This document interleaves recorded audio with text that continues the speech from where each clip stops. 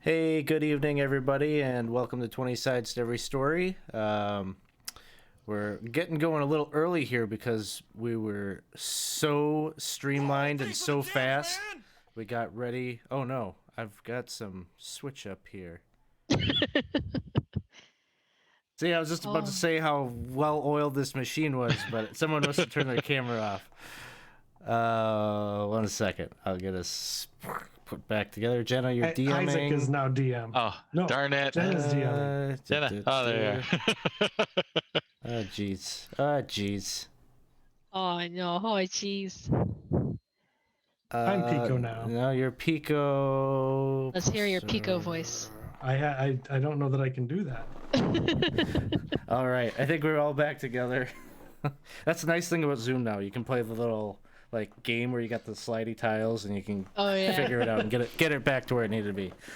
So welcome everyone. Thanks for stopping by. Tonight we are playing. It feels like it's been forever and a half since we played Lost City, but it's Friday night and we're doing that again. This is our community campaign where we play Dungeons and Dragons with our Patreon supporters and our Twitch Prime subscribers. So hope you enjoy the game. If it seems like it's a lot of fun, please do consider checking out and supporting the channel. You can do so with a subscription, and the folks that are our Twitch subscribers get access to jump on our wait list and get in games when the rosters don't fill. Otherwise, if you want to make sure you do get into a game, you can always support us on Patreon. The Patreon folks get the first crack at getting on the signups when they go live. I just posted our signups for February, so if you're thinking about getting in a game, you can check it out there. Otherwise, there's really no shortage of opportunities to play D&D, so you should definitely come and join us in Discord. Members of the community are always posting things in our Looking for Group channel. You don't need to be a subscriber or anything like that to check those things out, so hit up the Discord and come hang out with us in between the streams. We're obviously live here tonight, but there's going to be plenty more opportunities to come and check out some of the other streams we got going on this weekend. Tomorrow night, Dave will be back with Kingmaker, which is a really unique kind of experience. Dave has a lot of cool terrain and things like that he features. So if you're into like miniatures and the terrain type of stuff, it's really cool to check out. And then on Sunday night, you could stop by. Paul will be running This is Ghosts of Saltmarsh week, so check that out on Sunday at 6:30. So a couple of different things. So why don't we get right into the Lost City? It has been probably a number of weeks now that the wanderers of the desert, who have come now to the aid of the Synodicians, a race of humans that have adapted to living underground, have encountered some problems, all resulting kind of emanating from the presence of an eldritch horror creature called Zargon, that has something of a following and a cult that has overtaken their city. The Synodicians that do not follow this elder god had been kicked out of their city and had been kind of living life on the run, so to speak, when they encountered many of the characters that were part of a desert caravan that was crossing the desert and had become kind of stranded. So they've sort of formed this alliance to recover their supplies and such, but they're also kind of, their fate is intertwined with the Synodicians at this point, and they're helping them to reclaim their city. So that war against Zargon is underway. The three factions of the Synodicians are making progress right now in kind of a hit and run type of thing throughout the city. The Zargonites have loads of folks that aren't true followers, that they're kind of enslaving and such. And so the three factions have been running some missions into the city to reclaim some of them and things like that. But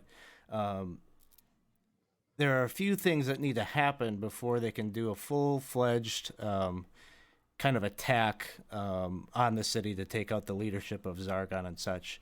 Namely, the big problem is that the Zargonites do have an alliance with these hobgoblins that dwell on the far side of Lake Moldve there, that you can see on the map. And so that's where kind of the action for our past few sessions have been taking place over there.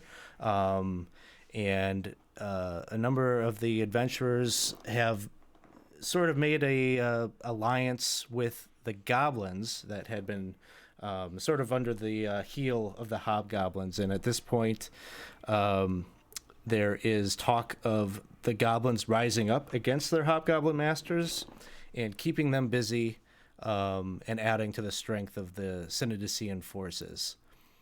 That is where our adventure will pick up.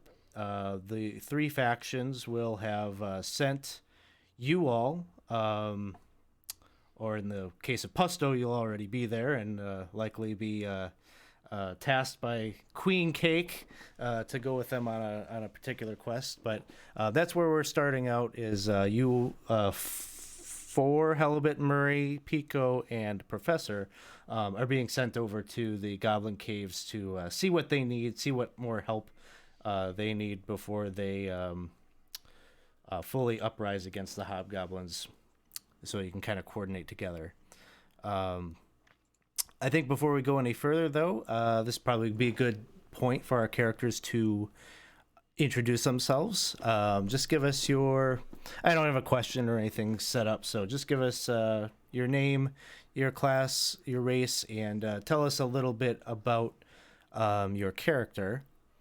And why don't we'll just start right along the bottom of my screen here, and first up is going to be a cheery intro from Helibet. I am Helibet Frostbeard. I'm a cleric and a hill dwarf. I don't know why you would want to know anything about me, but I'm kind of cursed, and no one really wants me to heal them, so but I'm along in case they have no other choice. That's about it. That's the long and short of it. All right, thank you, Helibet. Next up, we have Murray Britt Germain. All right. Hi, I'm Murray Britt Germain. I am a rogue Goliath. In the past, I've been burned many times by people that I considered friends, but that's in the past. You know, I'm really excited that we're going to go see these goblins, because there's two goblins that I'm really excited to kind of get to know a bit more and kind of talk and maybe, have a moment or two with them, and maybe we could become great friends. I'm really looking forward to meeting both of these goblins, and I'm really excited to see them. Flick and Flake, very nice. Great goblin people, and I love them a lot. I'm really happy to see them.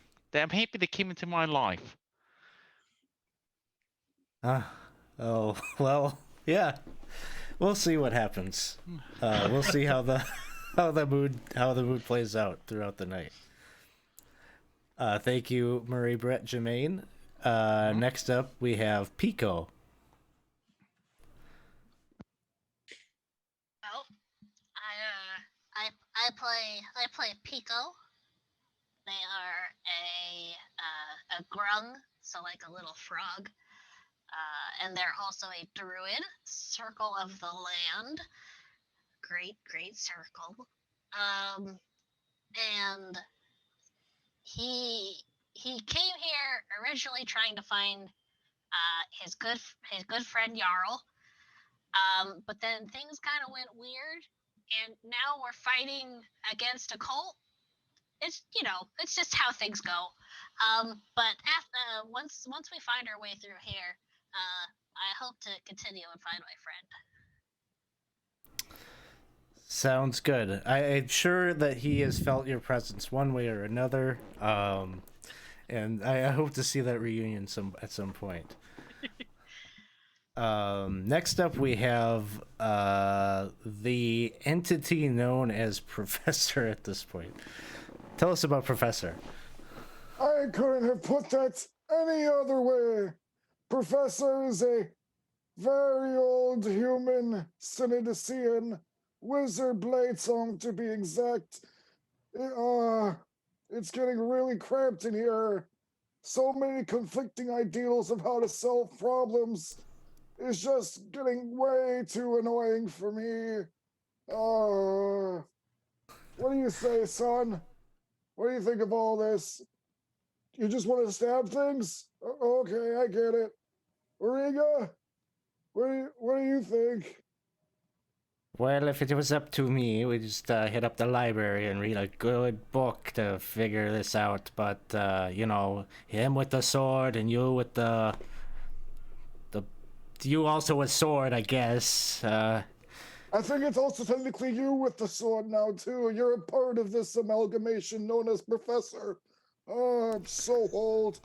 That's it. So there's some personality situation going on there in the head of Professor, and now we have if we need a personality, here it is. It's Pusto. Oh yeah, well, I'm Pasto. I'm the high grade general to King Queen Cake. I'm in charge of like all the armies of the goblins and stuff, and it's pretty good. It's pretty not bad if you ask me. It's pretty good. Mostly I get to like go where the king queen is and like get the good food and stuff. It's great. I like it a lot. I'm a goblin, obviously, and I'm a fighter in general. All right, so this is our cast of characters here tonight, and at least Helibit, Murray, Britt, Jermaine, Pico, and Professor. The four of you are traversing now.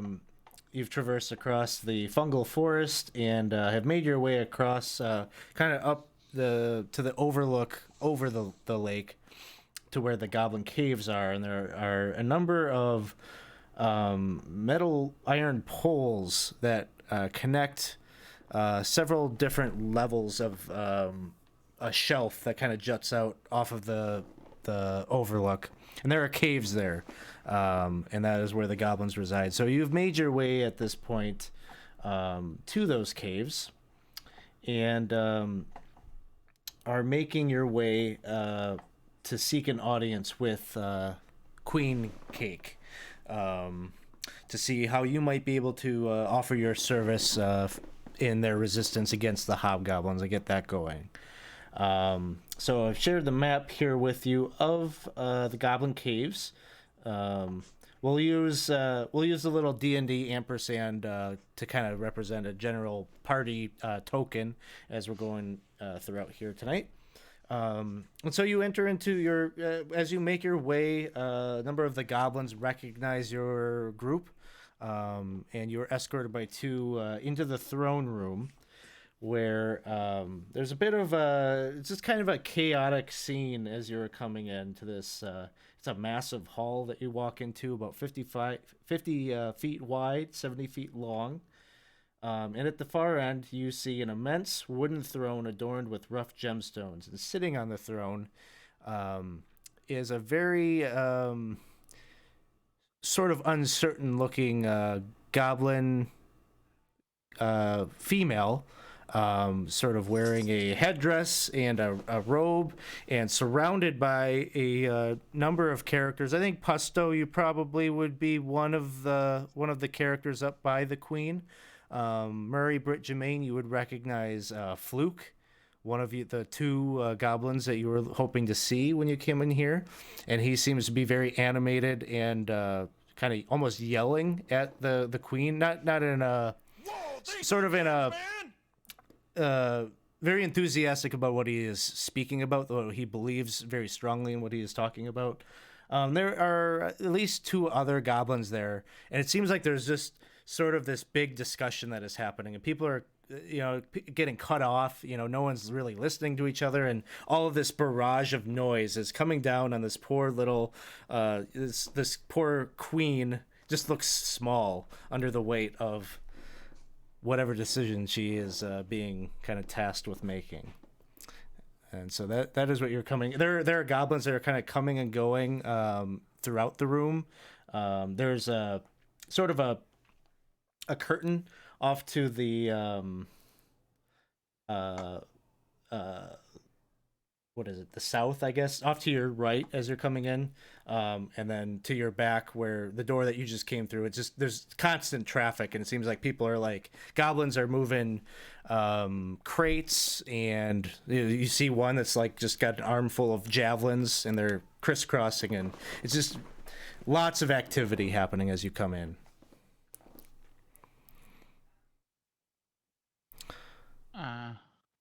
I guess maybe as we're walking in, I'd kind of try to get the attention of. You said Flake was there? Fluke, Oh, the Fluke. male, Okay. the brother. Oh, good. I can't wait to see the sister too. All right. All right. Hey, hello. And he turns and he sees you and he says, "Oh, good, Murray Bridgemain, come on over here. Yeah, all right. You gotta explain to my queen. You gotta explain to her. We need to attack now." What? Oh yeah, I mean that sounds pretty good. Yeah, Hey, dude. What are you thinking? Who? What? we gotta attack these hobgoblins. They killed my sister. They killed my sister. We need to counterattack right now. What? Wait. They got Flake. No. Yeah, that was pretty not good. No. Yeah, we do. We do have to attack the hobgoblins right now. We do. And you see one of the other goblins who looks less the warrior part and more I don't know, shaman-esque, has like jewelry or necklaces of bone, and has in his hand a gnarled staff. Seems to be some kind of an advisor or consultant to the queen. He says, the time is not now. We cannot go now. We still have many preparations we need to make, queen. Yeah, but like preparations are like boring, and we don't want to prepare anymore. We just want to do it.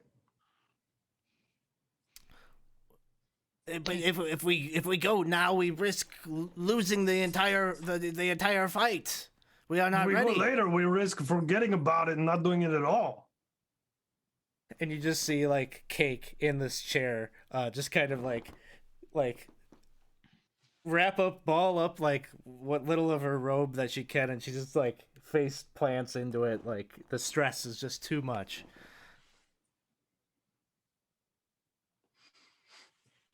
It seems you're bombarding her with so much ideas she can't possibly concentrate. on Hey, all of nobody them. bombarding anybody. You watch it. I'm sorry. Sorry, who are you? I'm High General Pusto. It's a great chance to meet you, High General Pasto. I am the professor. Yeah, okay, that sounds fine. It's pretty good. So, the queen kind of like looks up and she says, Professor? Yes. So you're like really smart and you're good at like decision making, right? In certain circumstances, yes, especially when it comes to academics and linguistical amalgamations. Yes, that's kind of my specialty. That's a lot of big words. I don't know if I trust this guy. Huh? Big words, maybe big brain?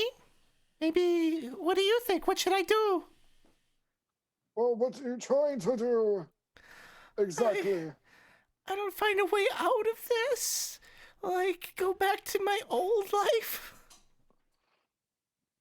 Wait, but aren't you the queen? I know I'm the queen, but I just want to go back to my old life where I wasn't playing worms in a big sloppy pie and trying to throw rocks at goblins and... Oh, that's good. I think you need to appoint someone to do these things for you. They won't let me. They won't let me appoint someone else. But You are the queen. You should be able to. But I shouldn't be the queen. There's a different queen. Who's There's a different one. Where's the other queen? She's held captive by the hobgoblins, I think. That's how they controlled the old king. They Oh, used yeah. her. Yeah. Then you need to get her back and she can take your burden off you. Well, yeah. Well, do you think you might be able to help with that? Even if she doesn't Well- want her position back as queen, she may prove very valuable to resources and information. I mean, if she's been there quite a while, she may know a thing or two about the hobgoblins' whereabouts and what they're planning, perhaps. I'm sure the professor can come up with a plan to get her back for you. He's a smart guy. You really overestimate my powers. Well, I sure can't do it. Well, yeah, you can. You're. It sounds like you've got a lot of experience with these kinds of things, and Well, I really appreciate it. But I'm not good enough at anything to do it by myself. Yeah, you'll help. That's okay, because I'm really good. You'll help a bit.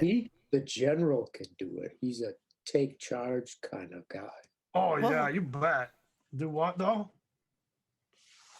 Yes, you're gonna need the general. He'll go with you. He'll help. And That's me. I'm the general. the shamanistic advisor kind of gets a little bit closer to you, Pusto, and he says, there might be a way that you could get down there to the hobgoblin levels undetected. Oh, man, Yeah. you smell pretty good. What you been wearing? Garlic. I just rub garlic all over my body. Oh, that's good. Oh, it's a lure. Oh, damn it. I'll have to try something different. All right, well Yeah, so then you we're don't talking about mind. something. Yeah, my breathy conversation won't bother you so much then, so we can have this talk. But it's a good thing that your nose is acclimated to such smells, because I was thinking you might be able to get down there by using the garbage chute. Go where, though? You know where we throw all of our trash? It goes down there to the lower levels of the caverns. You Oh, could yeah. maybe use that instead of using the main entranceway to get down there. Down where, though? Down to where they have the queen. The queen's right here, though. Well, the old queen. The old queen king. Oh. Yeah. Yeah, I remember that. Well, just a thought. You could take the flashy way and just fight your way down there. Either way.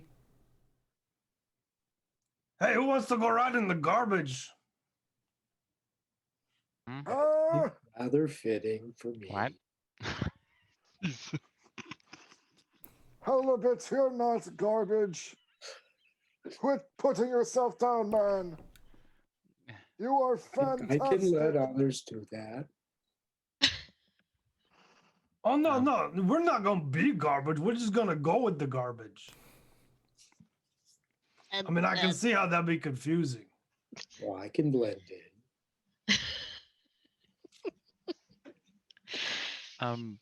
If Murray can, he'd kind of go up closer to his friend and go, well, I'm really sorry that to hear about your sister. Can you tell me maybe a bit, if it doesn't bother you too much, kind of how it happened?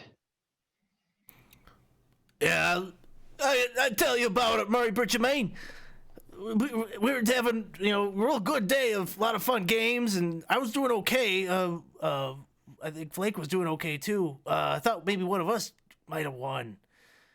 So anyway, we came back here to the throne room. We're having a big feast. We're drinking and eating and singing and having a lot of fun. And then the hobgoblins, they attacked. They had this, remember, do you know the FUD? The FUD? Yeah, I remember. We took care of the FUD. No. He came back. He was like undead FUD. What? He was shooting like necrotic bolts and pew pew.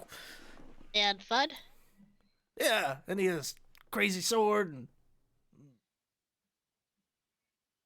Yep, he had a whole new fun life.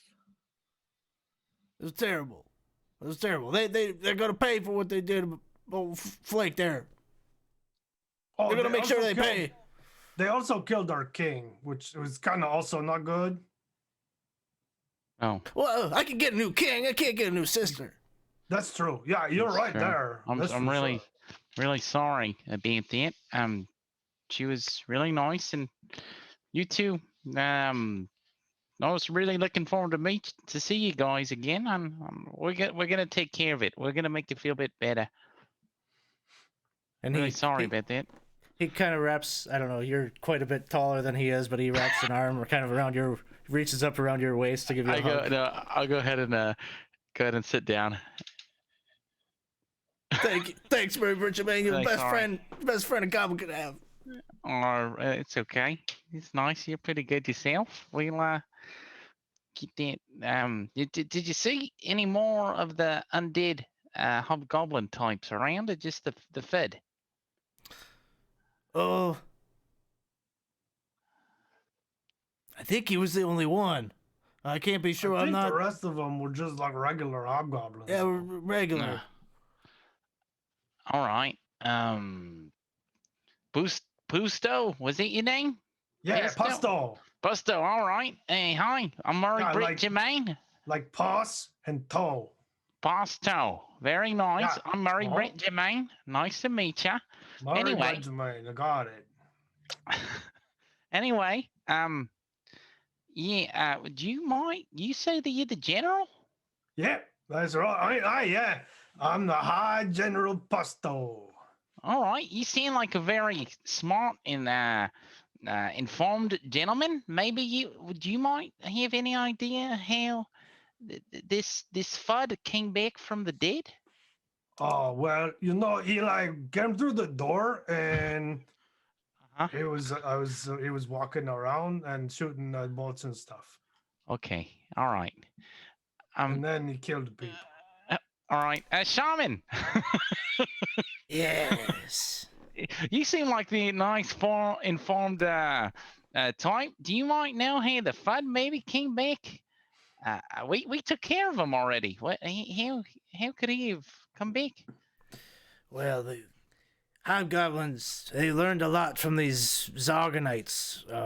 And one of the things that they have learned is some of their secrets in terms of necromancy. It's not good. Is it? It's not good, right? It isn't. These thouls, they call them, sort of an abomination that they create. A little bit of troll blood mixed in with the corpses of their undead. It brings back a very powerful undead that is able to heal its wounds in combat. Did we have a run-in with those? Yes, we In the- did. Oh, I don't like those very much. They're kind of Horrible. yeah, they were terrifying. Yeah, they did a number. Yeah. Yeah, but not all things that come back from the dead are bad, right? Like you don't think everything that comes back from the dead is bad, right? Why are you looking at me? I was definitely putting my back to you, Professor. I'm sorry the cataracts are acting up again. It's hard to see sometimes.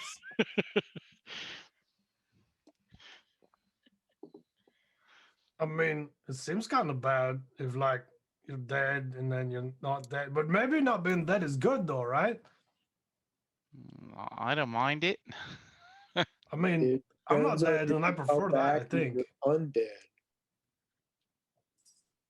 I like being breathing. It's a good time. Yeah, you should smell that shaman guy. You like breathing so much. I did smell a bit of what is it, garlic? It smells really nice. Like garlic salt or something. Thought somebody was cooking something.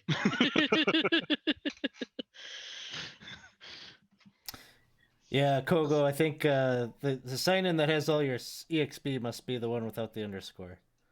Yep.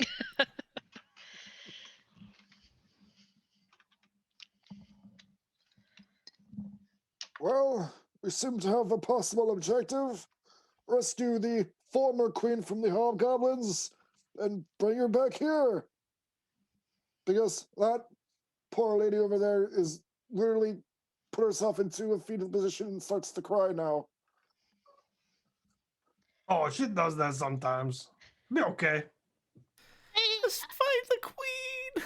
I don't want to do this anymore. I think we should probably lend her a little hand. I don't usually like to just go running into battle without much of a plan, but Oh, we're gonna run into the garbage first. oh, okay. So not okay. So we're going to a guard. Okay.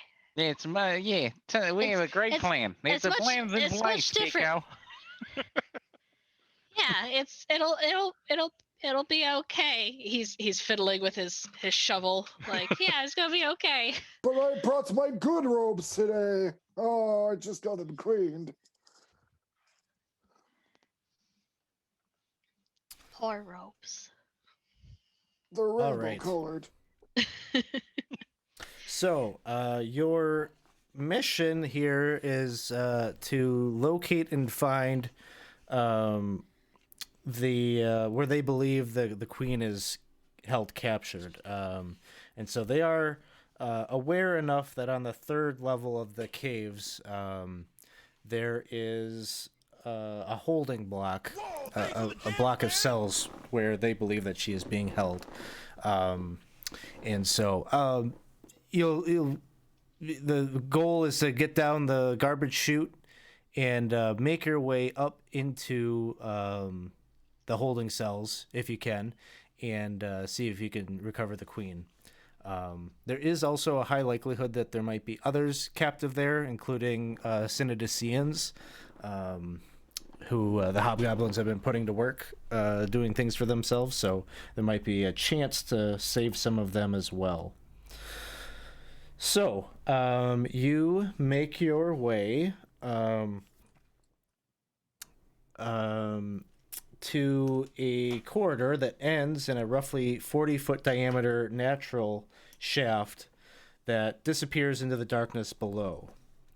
There are numerous ledges, nooks, and crannies along the shaft's walls, and it seems that these are full of debris and waste that has been just like thrown down this big empty chasm. And it's dark. You can't, from your perspective above it, see to the bottom of that. Of course, there is no natural light or anything in here, so perhaps with a torch or something, you might be able to get a better view of what might be down there. I'll throw up a couple of globules of lights and start having dance around the room. Yeah, so you that light flashes down there, and you see big heap of just organic material, food waste and things like that. Fair number of rats kind of scurry off the pile at the bottom of the pit. Let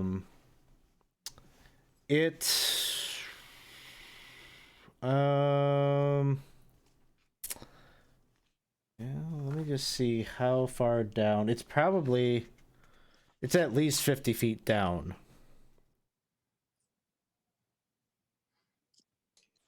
Is it a gradual slope? No, it's like a literal like hole in the floor. So it's 50 feet straight down. yeah, there are. It's not like a.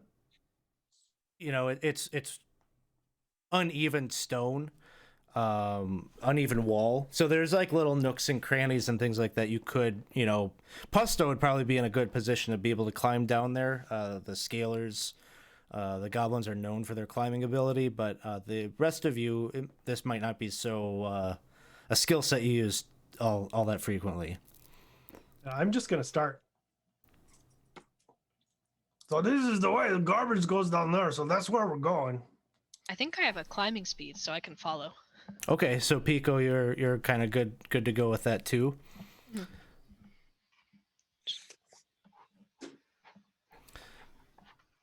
And how about the rest of you? What are you up to? Drop a rope down there. Yeah, I can use that. Yeah, so if you got like there wouldn't be anything naturally up here to tie it off to, but if you got a grappling hook or something like that, you'd be able to set that I up. have extra rope if you need it. Well, it's 50 feet, so even if I'm slightly short, I could just drop down from, but 50-foot rope. So Okay. if Oh, somebody, you look pretty tall to me. if somebody is,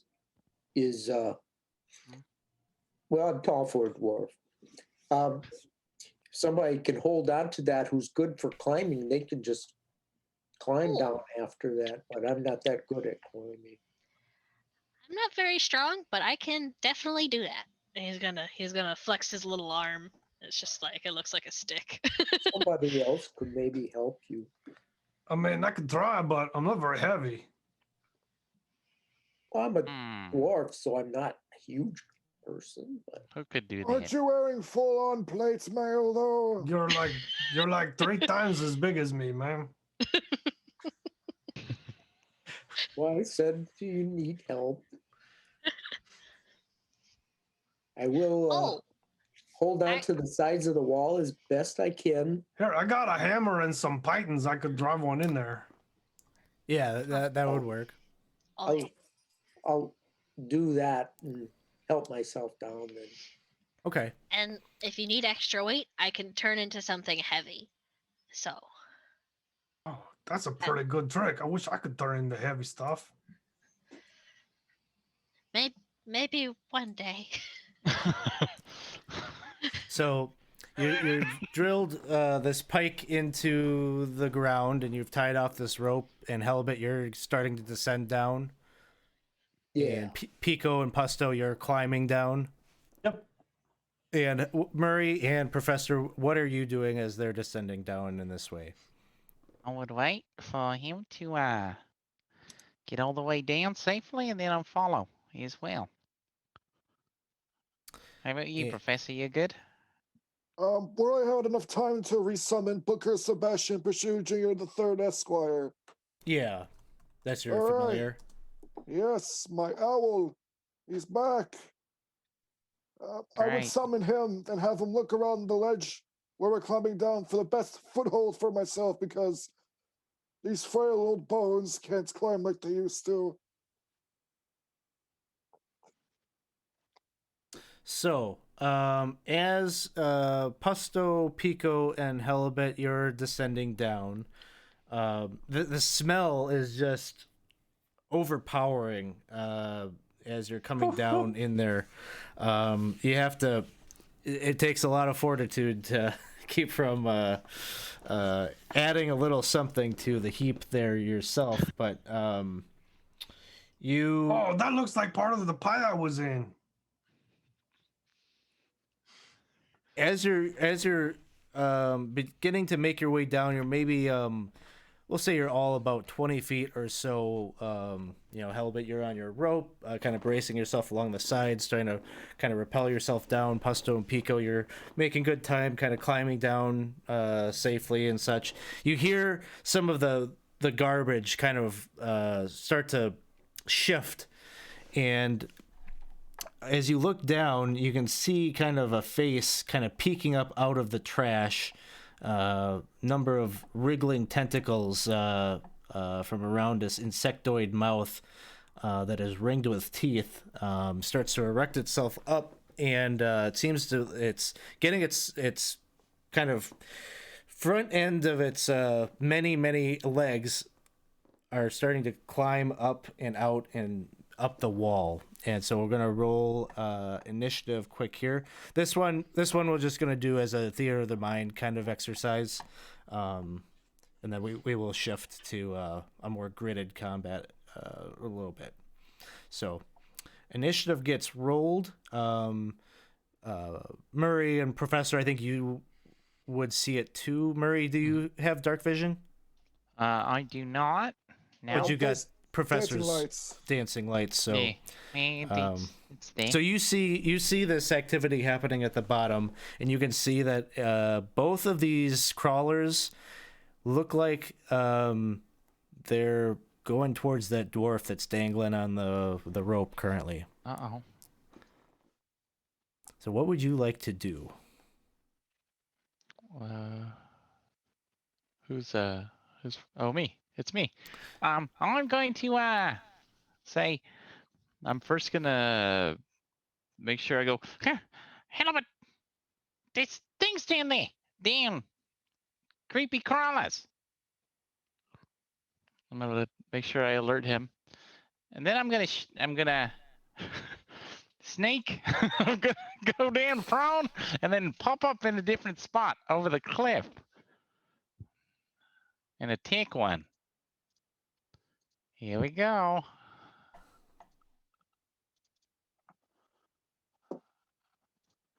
Oh.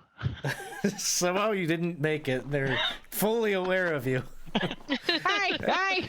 Just a little too much announcing the hell of it, I guess. I'm going to sneak now. Sneak attack. And he's still gonna say it and shoot.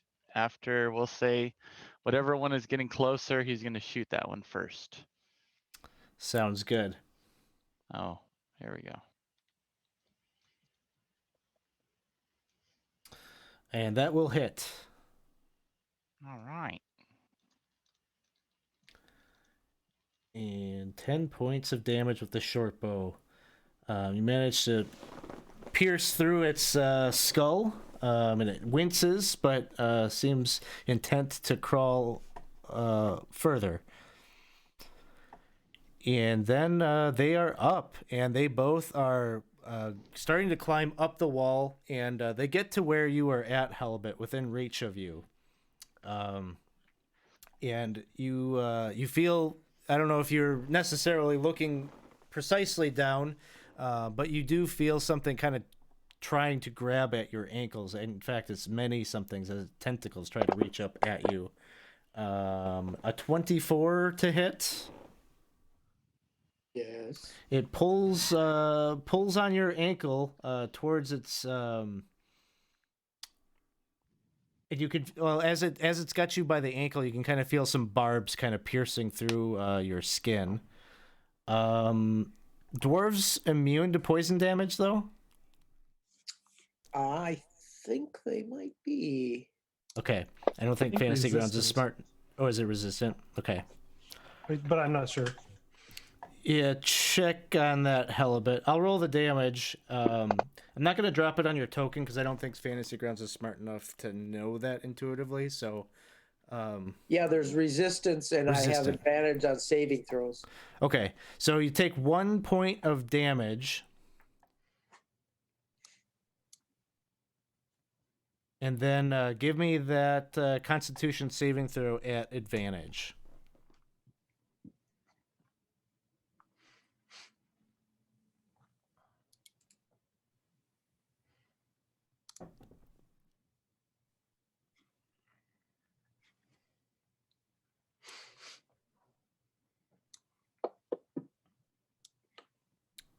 11 and oh, so you do end up getting the poison condition and you are paralyzed. Oh, no. So not a good start for Halibut.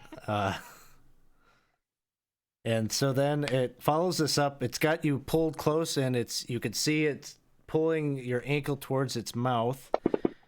And you got a little shin guard or something, but something is protecting you as it's gnawing at your ankle. The other one crawls up the other side and is going to do much the same thing. First, with the tentacles, again, armor protecting you. And then the second, the bite attack comes in. It is a hit. And that is going to do 5 points of damage. All right, next up is Pico. Pico, you're maybe like 20 feet from the ground, and maybe about like, I don't know, let's say 10 feet or so away from where Halibut is being kind of chewed up there.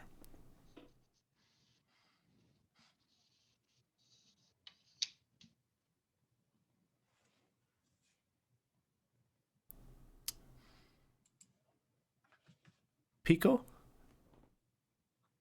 Hello. Hello. Hello. Hello. Oh, cool. Okay.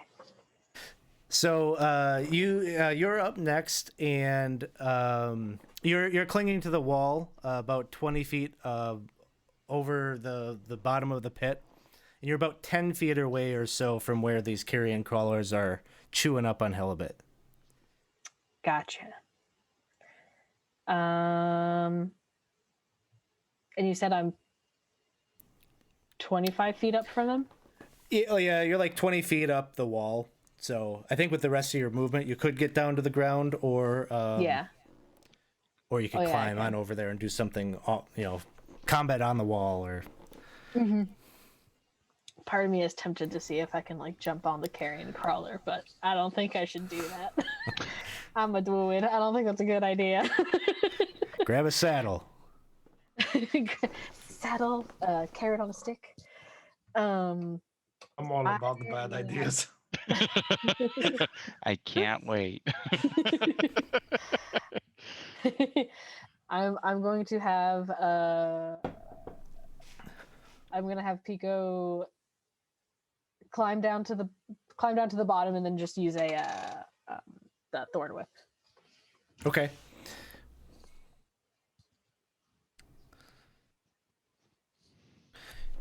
And if you're looking at your combat tracker, Carrion Crawler 1 is the one that has been damaged. Gotcha. Okay. And you got some bloodthirsty folks here in the chat that are threatening a wandering monster. What? No. Hopefully I did it right. We'll see. Are they threatening it? Do it. It's a threat. It's a threat. I don't like threats. Do They it. need more XP. Just do it. Don't threaten me with a good time. There we go. It was giving me some sass. Can't remember the command to give points, so unfortunately I can't help. Yeah, me neither. But if Jeez. I could, I forgot too.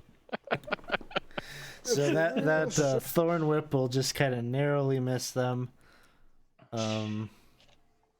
Anything else, Pico? No, I think that's it. All right, and Pusto, kind of same situation as Pico, probably about the same, 20 feet up, about 10 feet away from where the carrion crawler action is. Okay, well, I'm gonna vault off the wall onto the carrion crawler. I'm gonna draw the Underflutter's longsword and try to jab it into the carrion crawler. Okay, so is this like a intent to kind of pull it off of the wall while also... No, try to stab it. Oh, just like a regular attack. Okay. Yep. Go ahead and make an attack roll.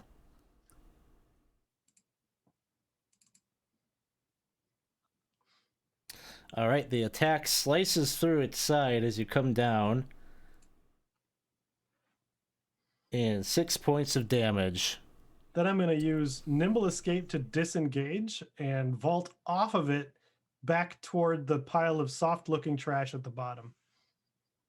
All right, sounds good. Roll me like a let's say a d6. See if you hit like if you roll a 1, there'll be some damage. Okay, so you make it onto that soft, squishy spot and no fall damage. Oh man, it smells even better down here.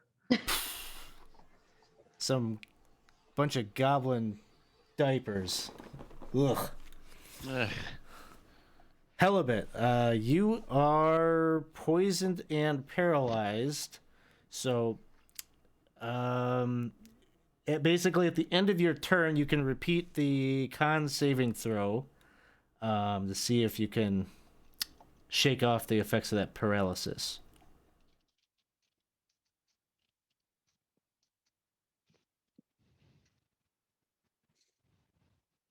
I can't hear you.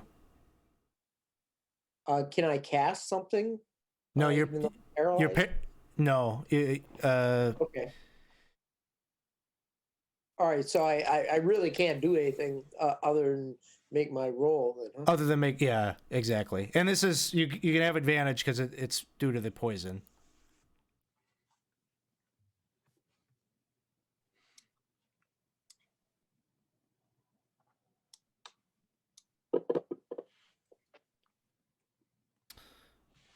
All right, 22 will do it. So you are no longer poisoned,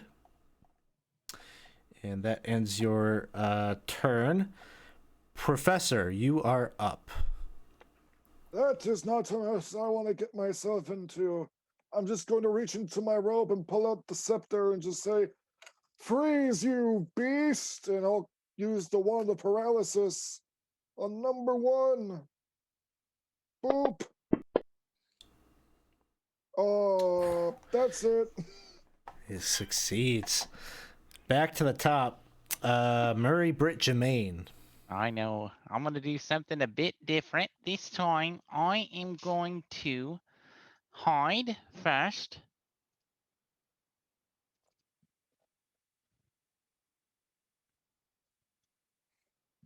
No? Okay. I'm not. Okay. And this time, I am going to reach over the cliff and shoot.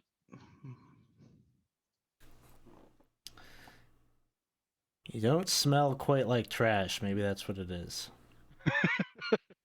Oh. All right, that's a hit. And I appreciate that, Alex, and so does Mary Brett Germain. Thank you. you don't smell quite like trash. Thanks. Just a little bit. You get sneak attack on this one. You smell I do? like bug spray. Yeah, All right. Halibut is there threatening, so. Oh, that's right. That's right. Okay. If it's okay, I'm just gonna roll again then against it. Okay. Oh well, you get sneak attack damage. Oh, I'm sorry. I'm Yep. sorry. Okay. Sweet. Let me open that up. All right, sneak attack, and I'm gonna yell, Halibut, Hallie, move, do something. What are you doing in there? You look like you're scared stiff. It was. 13 points with the short bow. Very nice. Now we come back around to the carrion crawlers, who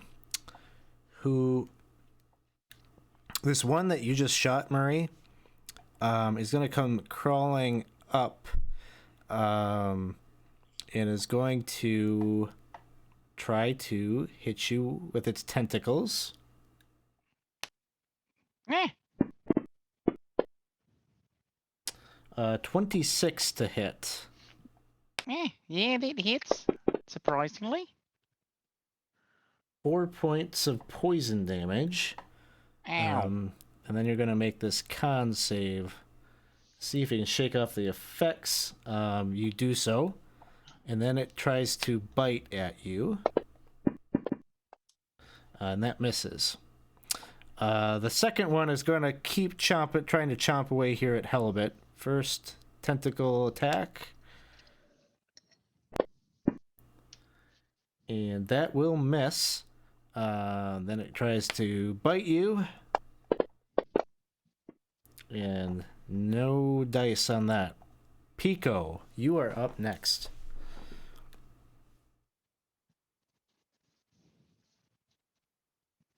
Uh-oh, Pico? I was muted. That explains it. I am going to try another Thorn Whip on Crawler 1. Pew.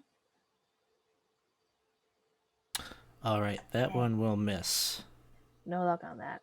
And even though Halibut is still looking pretty okay, I'm just going to play it safe and do a little healing word on him. Help him feel better. All right. Nice. Perfect. Halibut is at full. And then we turn back to Pusto.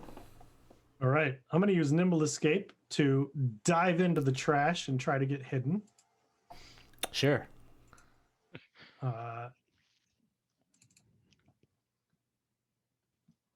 I'm at disadvantage for my heavy armor. All right. They are aware of you. Okay, then I'm going to take a shot at Carrion Crawler 1 with my crossbow.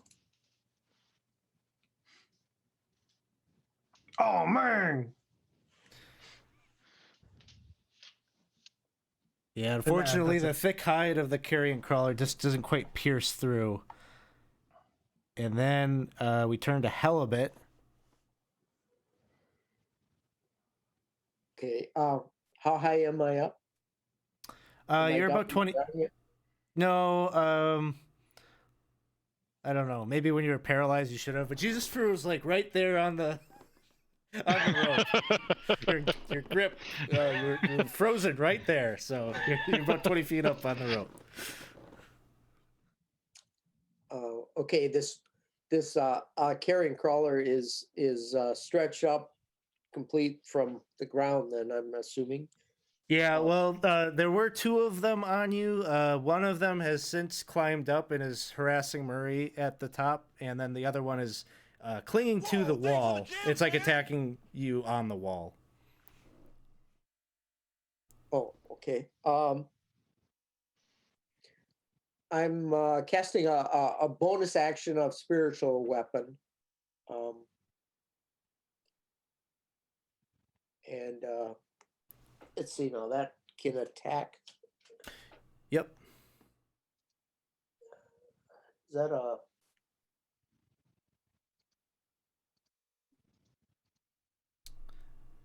I believe it's your spellcasting modifier. I think it's a +5. Whoa, thanks for the jams, man! A 15 will hit, and thank you for the cheers out there. Oh, Casey is getting dangerously close to the wandering monster threshold. You know, he could just buy you some player rerolls. You know? Yeah, that would be nice. That'd be nice. Yep. And 8 points of damage to the carrion crawler. You wanted this against the one that's by you or the one up by Murray? One by me. Okay. I didn't know I could reach. You could. I'm just doing the one by me, I guess. Okay. Sounds good. And am I going to take an attack of opportunity if I just slide down the rope? Could be. He could. I didn't know if I could attack it while I'm holding on to the rope yet. I will say you can, but it would be like at disadvantage. It'd just be kind of not what you're kind of used to, how you're used to fighting. All right, I'll swing my hammer at it then and see what I can do here. And yep, miss out on the crit, but you definitely hit it.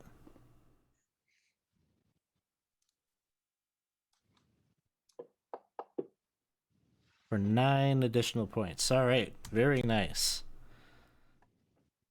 Some bug guts kind of come squishing out as you're hit it both with the spiritual warhammer and then your physical warhammer. Professor, it is your turn. I'm calling Murray Brett Jermaine. I will save you. And I'm gonna move up to the first carrion crawler and take a strike with Knight's Edge at his stupid face. Yeah. Oh. I will use my dagger offhandedly and stab him again. Ah. Ah, I did it. That hits. Subtract 2 damage from this because I gotta fix it. All right, sounds good. Ariga just says, "You're so proud of your stupid sword. Look what's actually making some inroads here. That's our dagger." I'm trying to. It's been literally a week. I just learned how to use it. That's it. All right, next up is Murray. Yeah, sure. Yeah, okay. In that case, this time I wasn't kidding. I am gonna do something a little different. I am going to bring out my rapier, and I'm gonna stab it in its stupid face. Here we go. Thrust. Professor, you are Next within. to it, so you get sneak attack. Mm-hmm. Yeah, All right, sounds good. that'll hit. All right, here we go. Little bit of damage.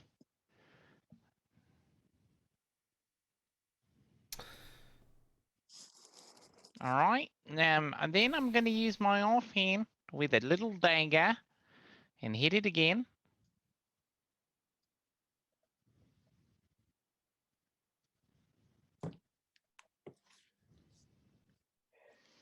And then I am going to say, Professor, thank you. And I am going to move 30 feet away. Wait, what? I'm not my son. I'm just still me. Oh. Where are you going? In that case, I'm 15 feet away and 15 feet back. I thought you. Oh, sorry. You both look so much alike. I apologize. We look nothing alike. He has the power of youth on his side. All You're right, moving let's away do from it? Yeah, but it's okay because my class, I mean, if I attempt a melee attack, I'm able to Oh, without okay. Okay, opportunity you're attack. safe. But either way, I'm gonna stop and run back, so I'll be there anyway. Oh, okay. The move, so I do run 15 feet, hear him, and then I run back. Just trying to figure out where your place is. It's okay. I'm back here. Come and hit me, I guess. The carrion crawler, with your momentary flight away, turns its attention to Professor. No, please. Is going to try to attack it first with the tentacles here. A 26. Yeah. Hey, I came back though. And so, poison damage, 4 points. And a con saving throw. Oh no. What is this feeling? Don't worry, Professor, I'm back. Everything's gonna be okay now. Oh. I can't feel my left toe. I can't move. Can you still hear me? It's gonna try to bite you.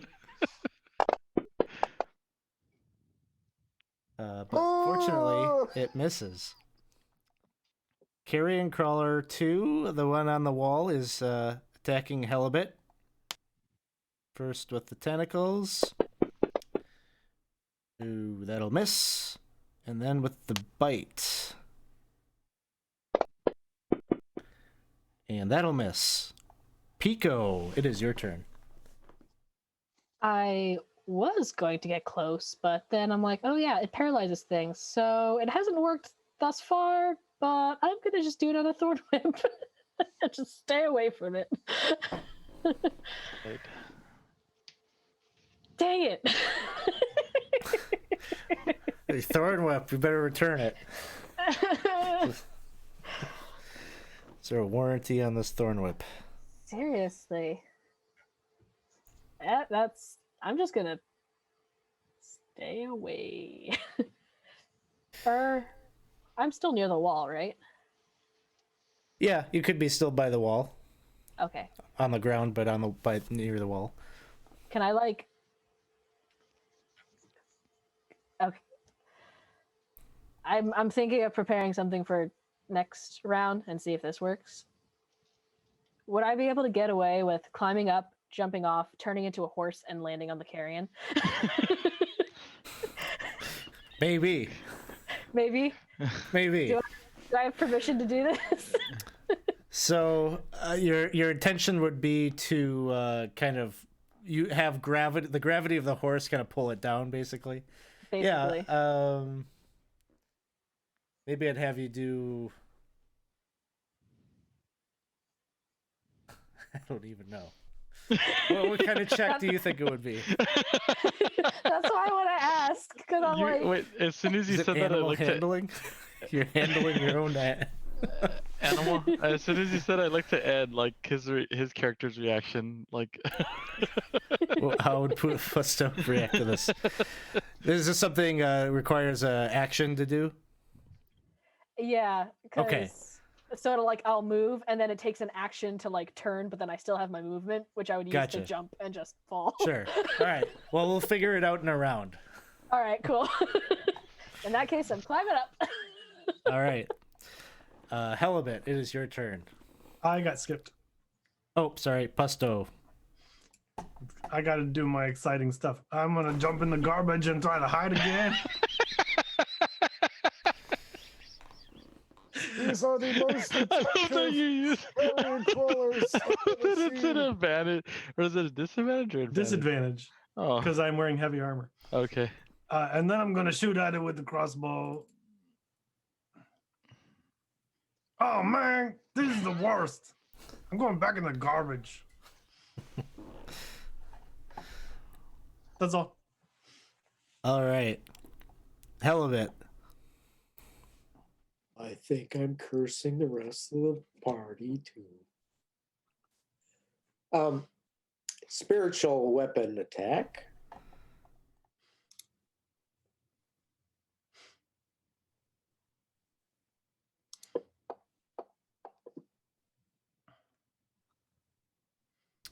All right. 13 hits.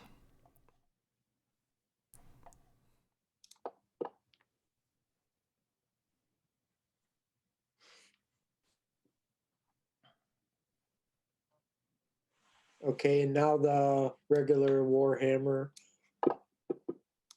You said that was at disadvantage, so Yeah, you're staying up there. Yep. I missed that one. All right. Next up is Professor. Oh, Paralyzed. Give me Constitution saving throw at the end of your turn. oh. Still stuck. That old That's it. blood. Can't quite discharge this poison quick enough. The arthritis is really getting to me. All right. Murray Britt Jermaine, maybe you could do something about this last one here, or the one up by you. I sure hope so. All right. Well, I'm going to again thrust with my rapier at this beast who decide that he's not gone down yet. Here we go. Luckily, Professor is is still there somehow. Why are you not moving either? Well, these guys aren't that scary. You gotta get out of here. Here we go.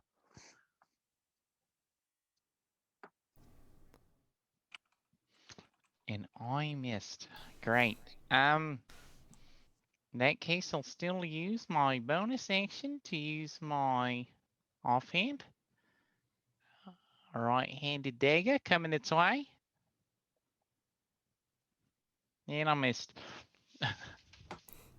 These dice are cursed tonight. Carrion Crawler is up next. Oh, please. And I go like this and do a little jiggy movement and go like this and try to get its attention. Your careful touch with your weapons earlier. It seems content to leave you alone. And Almost as I was being nice enough. Professor. It considers me an ally. And it's gonna also attack Professor with the bite. But that one will miss. Carrion Crawler on the wall near Halibut is just coiling around, crawls up maybe just a little bit, try to get a better angle at you as it brings its tentacles down. It gets a 27 to hit. So Halibut, being resistant to the poison, you just take 1 point from this, but I need you to make a Constitution saving throw. You can do that at advantage.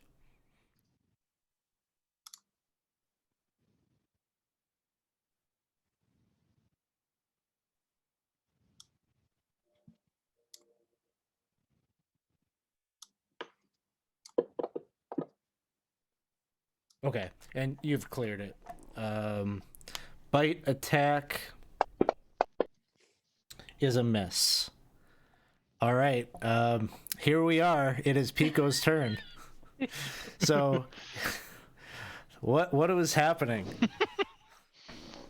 Well, I'm glad you asked. Because I will be trying to jump off of the side of the wall and land on a carrion crawler. But if I could, in midair, just wild shape into a horse and just fall. That is my goal. So, I'm gonna say let's call it an acrobatics check, because it's like about kind of like the timing and also just like getting your body, to kind of position itself right so that the momentum takes you the way that you want. So let's say it's a DC 13 acrobatics check. Okay. Get a good one. I know. I'm like, probably shouldn't be something I'm trying with the rolls I've had, but it's okay. It's okay. Nice. And you get it where it counts. So you transform into this horse that just goes Holy crap! right down on top of this thing. That's what I was waiting for. And Carrion Crawler is going to drop and take 5 points of damage. And is no longer on the wall. And, Oh man, what the shit just happened? Worth it. Obliterated. Which carrion crawler was it? The one that was right by you. So horse comes and drops on top of it. It's got its pin. It's prone on the ground, and there's a horse sitting on top of it, pinned to the ground. Anything else, Pico? Nah, that's all I can do. All right. And it seems fair. Pusto is the one that gets to capitalize on this. Oh my god! I'm gonna draw the longsword and jump on it too. All right, you have advantage.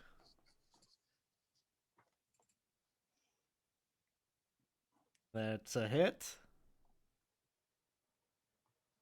No, action. Oh no, it's dead. I want action surge. I think it was targeting 1. Oh, I targeted the wrong one. Damn. So it's still 8 points. So that's still considerable Then I will there. action surge and attack it again.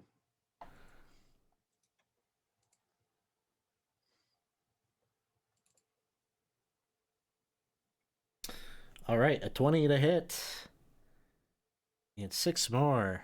And I'll Fury of the Small and do 2 more points. All right.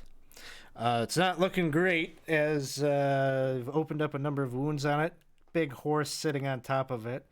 Yeah, I don't know what this monster is that fell on it, but it's pretty cool.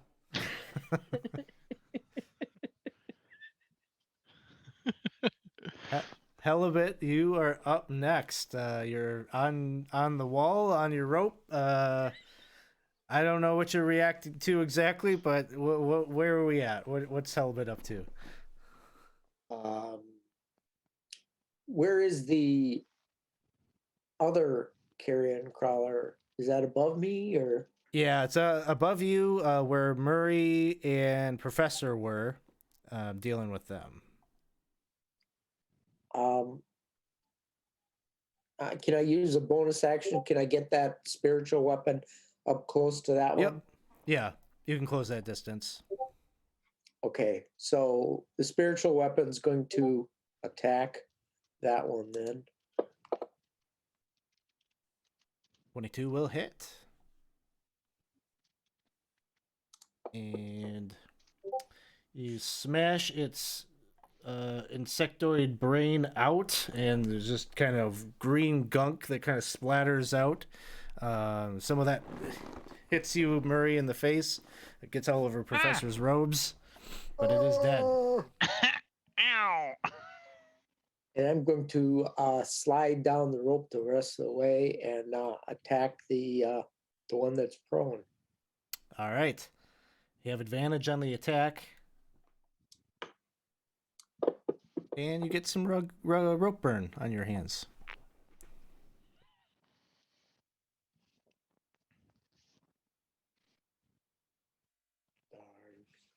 Okay.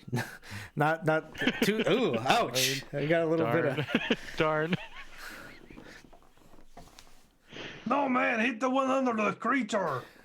Oh, gotta put something on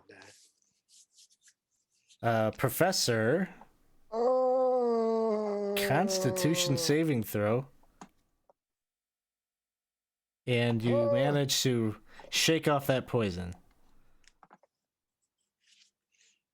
Why did you run away, Murray? You left me. That's it.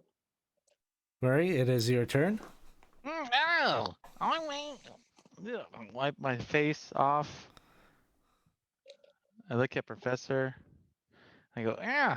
Oh, I'm here. What are you talking about? I'm here. You're the one that got all scared and stuff. You should be moving a bit. I couldn't, you fool.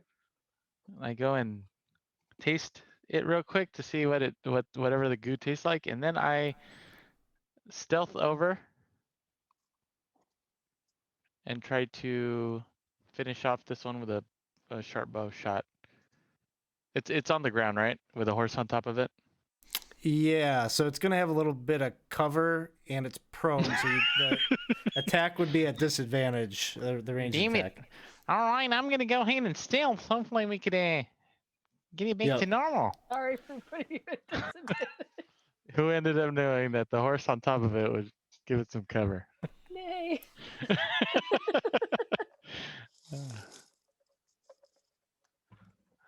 We hit the horse.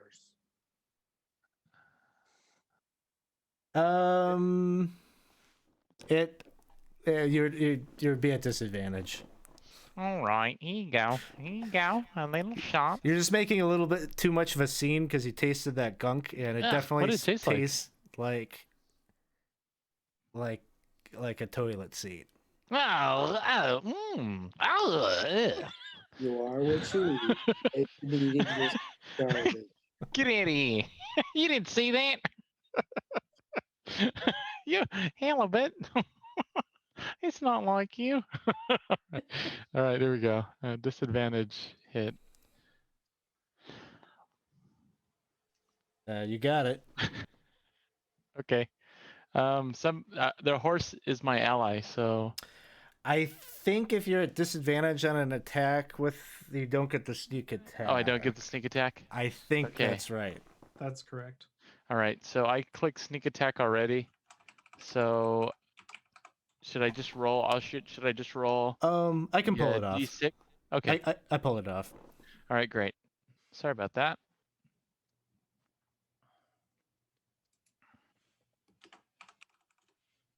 $10 points of damage. It's not looking great, but it is still up. Carrion Crawler is going to move, and it's going to try to get some horse meat. Does a 10 hit? I don't think so. No, wait. Yes, it does. Oh, it does. What? Okay. Yeah. Armor class 10. So you could track the horse maybe off of Fantasy Grounds. So it'll be 6 points of poison damage, and give me a Constitution saving throw for the horse. Alright, so that's just a +1.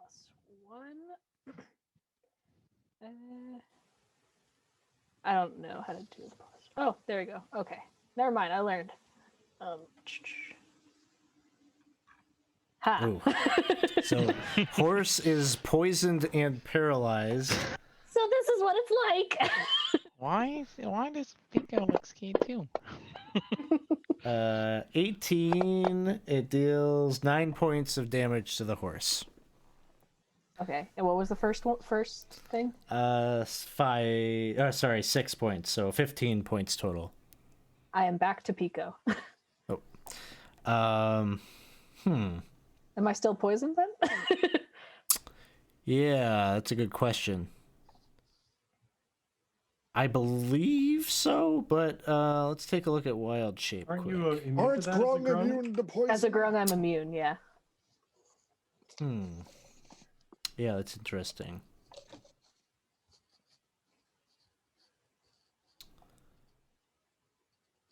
We can just have him like still be like paralyzed now, and then like after the next turn maybe, because that way it's like working it off, and not just immediate. Or he just has it. I'm fine either way. I'm just taking a look. I'm just reading this real quick.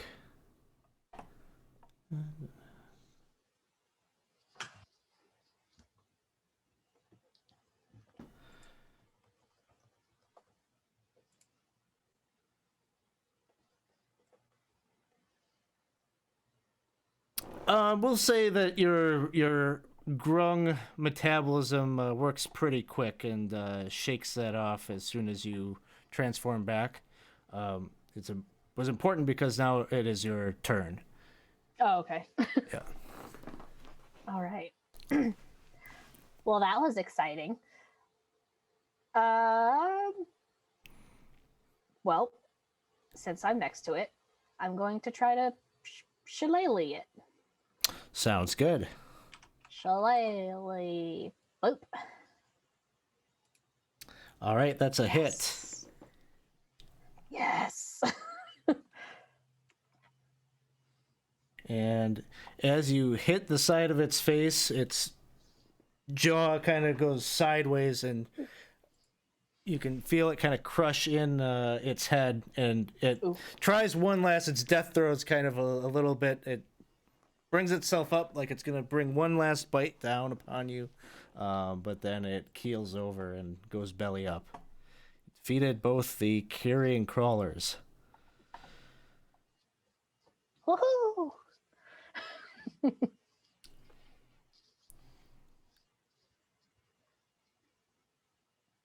I'm gonna climb out of the trash.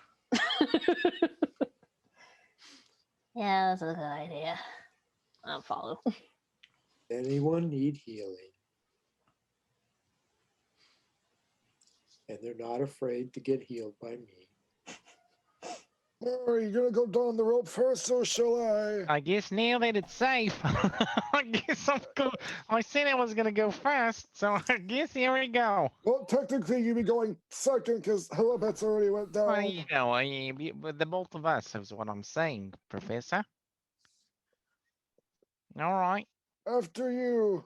here I go.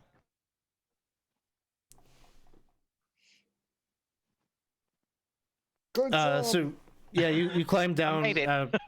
No problem. I'm not gonna have you do skill checks or anything. Mhm. Just take your time and you make your way down there. You kind of trying to recuperate, getting down to the bottom of the garbage chute. You can see that there seems to be a tunnel that extends off of this chamber to what appears to be a wooden door at the end of that corridor.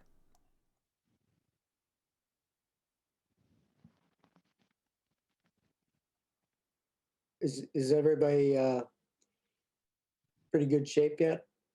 I got a little whipped, but I probably should be fine. I'll cast Cure Wounds on the professor there. Much So- appreciated. So with my background of urchin, I have city secrets. Do I know anything about you these get pads around here? You would be pretty. I think you've probably even been down here at some point. Maybe in the distant past. So you know that this leads to kind of the headquarters of the Hobgoblin's stronghold. Make me maybe a history check real quick. Okay. I'm gonna be really good at that. Yep. So you're not like super you're not super sure exactly where this connects up, but you sense that maybe based on the conversation that you had with the shaman earlier, that this is connecting you up kind of outside of the main area of the stronghold. Because you could have taken there's like a large cavern that connects all of the goblin caves, and you could have taken that. That would have brought you kind of like central to the Hobgoblin stronghold. So you're kind of on the outskirts. Okay, so we're gonna go down this way here, and it's gonna take us right where we need to go. Okay. Is there any sort of way we can peer through the door without opening it just yet? If you want, I can get Booker, Sebastian, Prosciutto Jr., the third Esquire to have a little flyby and see if there's anything nearby. You can look through doors. Damn owl can. No, exactly. Wow. It's just an owl. There's like a keyhole. I can just summon him over there. You know? Is there a keyhole in the door? Not on this particular door. It doesn't seem like it's that sophisticated of a door. I could like open it just a little bit. Sure. So I'd you open it just a little bit. kind of crack it open. Just like a dark corridor on the other side, about 10 feet wide. I summon the owl on the other side and have him say, look around the area, make sure we're not gonna get, stabbed and stuff. Hey, Murray So- Brother Jermaine, I bet you can't hit that owl with a rock. Already knowingly, Murray Brett Jermaine will reach out his elbow to Professor to help him out. You're too kind, boy. Mm-hmm. No worries. You're such a kind child, but the bird can talk to me too. I don't have to look through his eyes. I just say you don't run into a wall or something, you know? I That's can fine. see you. Oh. I haven't went through the bird yet. Oh, okay, well, Wait a see ya. minute, you go into the bird too? You Kind guys are of. weird. It's like a subconscious. Definitely. It's like a telepathic link through the arcane in which we and he's gonna go onto the whole spellings of it, and then he's gonna go into the bird while he's still talking about it. Okay. So what you see through your bird, immediately to your south, you see an iron portcullis that is drawn over the corridor. Your bird would be able to see. It's pretty tight. Your familiar could probably get through it though if it really wanted to. There is a lever on the other side of the portcullis that, like a wooden lever coming off the wall, and two wooden doors on the other side of that. But then up to the north, off of the map, he would be able to travel down that way and see that there's a wooden door in the north side.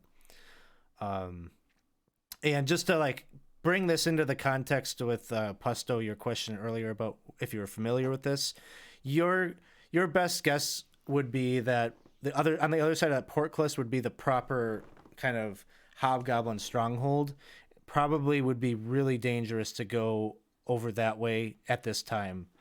But then up there to the north, based on the suggestion from the shaman, that is likely where the cell block is. Right. So first of all, I really want to try to throw a rock at that bird. Think I can hit it? I don't think he should hit the bird. Why not? It'd be pretty good though, right? Then with the combination of both charcoal and once other alchemical and magical properties, the bird could be summoned in the form of celestial fae. What's or it other talking such about device. though? Talking about it's hard for the professor to bring the bird back, is what I think he's saying. Right. So we got two choices. So like, if we go down this hallway, the one way would go to all the hobgoblins, and if we want to attack them right now, that's where we go. But it's probably not a great idea with only the 8 of us. So we probably want to go the other way, which I think will go to the dungeons. And I'm back. Sorry about that. It seemed to be in the clear. There's a door that way, and that way.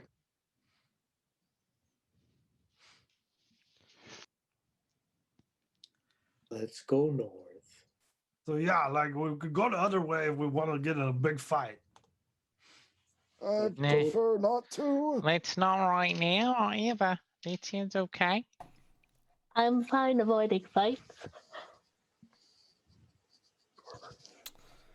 All right. I mean, I'll just take care of them all later. You are the High General, as you've stated. Yeah, that's right. This is me. What? Hey, excuse me, General. What does it take to become a general of the Goblin Army? Oh, it's pretty difficult. I had to fight out of a pie, and What? I shot some birds, and I jousted on a pig, and then Cake said, "Hey, you're the general," and that was it. That's pretty good.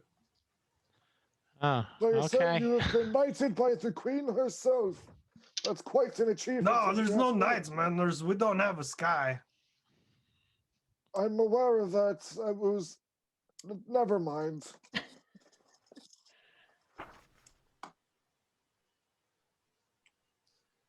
To the left. Man, this funny looking smooth goblin here turned into a real big thing. It was heavy, it looked like. I'm not a goblin, I'm a grug. That's a weird kind of goblin. I never heard of a goblin like that. It's cause I'm not a goblin. Yeah, that's cool. I'm not a goblin either. Oh, cool. I'm a Really? general. Ah. I thought, okay. Is there a Cool. second general, or are you just the only general? I'm the high general. The High General. Yeah, you are. Ah, Because that sounds more important, right? That does sound pretty important. Yeah, that's right. It is Oh. very difficult to ride a pig. I was in- going to try to be the poop, but I didn't win, so I couldn't be the poop. wait, what? the Pope. Yeah, the poop. number 2. Oh, you mean the Goblins Hierarchy Second Command? I've read about this. Yeah, the number 2, the poop. The Whoa, poop. thanks for the The jams, deuce. man. All right. Very nice. Yeah, so I got to be general though. That's pretty good. Yeah. Cool. Eh. All right. Okay. Hey, Professor, he rode a pig and he became the. Well, I do not. I'm not Second one in to command to the dictate. poop. I'm not one to dictate goblin hierarchies, societal systems. For I'm just as Seer, we kind of run things a little different than the goblin tribes. Man, you use like all the big words. I don't know what you're talking about. And I just like big. It seems like a good night. Like I could be the general. I rode a pig. I crushed it, but I mean, it's not like. It's not very hard to me. All right. Yeah. All right. Let's do Yeah, it. but it's pretty good though. I guess that's why he's the general and not you, Mary Brett Tremaine, because he can ride the pig. I guess so. I'll just crush it. Crush it. We'd have to All find a pretty big pig though. You're really big. You're a big guy. I guess so. Oh yeah. I try to. Yeah. I get. I I'm tell you a what, bit- Murray Benjamin, you could be my general. Really? Yeah, why not? Why not? You know, there's something about Goblin. You're all very nice, and I really appreciate you. The group of goblins I've met have been very nice to me, and you're one of them. And I just want to say I'm very thankful. I tell you what, if you hit that bird with a rock, you're the general now. I unsummon the bird. You are not hitting Booker Sebastian. Oh man, now it's I gonna be wasn't even gonna do that. harder. I Do you wasn't know how gonna. many? Do you know how many I years? wasn't gonna hit you, little bird. Do you know how many years he spent in Celestial School to get his law degree? Way too Professor many. Cotton Ball. I'm not gonna do that. It's gonna be way harder to hit it now it's invisible. He spent way too many years in Celestial Law School to be hit by a rock. Wait, what? There's a door up here. Do you think I can knock? Oh yeah, you want to look All through right. it like with the magic eyes? Wait, why are we here again? Oh yeah, the queen. It's Yeah. a rest. Not queen. The former queen. Maybe you let me maybe open up these doors and try a bit. Yeah, go for it, General Murray Benjamin. Oh, yeah, okay. That seems nice. All right, he comes. Got promoted. Congratulations on your promotion, Murray. Well, thank you. It Brett- means a lot. Or You're should I like say the general's general. Brett Jermaine. I am. And okay, here we go. I'm gonna go ahead and try to first go on my belly and look to see if there's a gap underneath the door. So you're moving up. Yep. Okay. Oh, are you all not able to move your tokens? I'm not. You may or may not have the forced Mhm. movement for the DM side on. Yeah, must have been when it updated. Maybe it switched some settings. Been doing that a lot lately.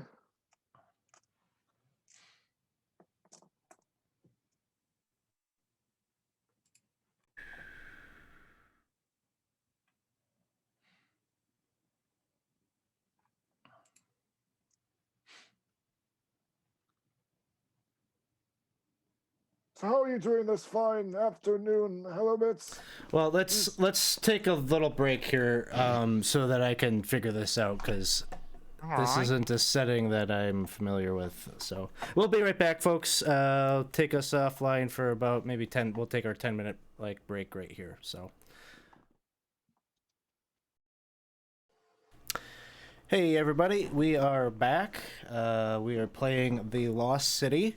Took a quick little break here so I could figure out how to unlock these tokens, and we've done so, it seems. So our adventurers here are on a quest to locate and find the true queen of the Scalers tribe of goblins, and so they are on the 3rd level of the caves that provide shelter for the goblins and hobgoblins, and they are moving towards what they think is the area where this cell block might exist, where the queen might be held. And so they're you're making your way down this cobblestone corridor, and I think right when we were took our break, Murray, you were going to check out this wooden door that you see before you.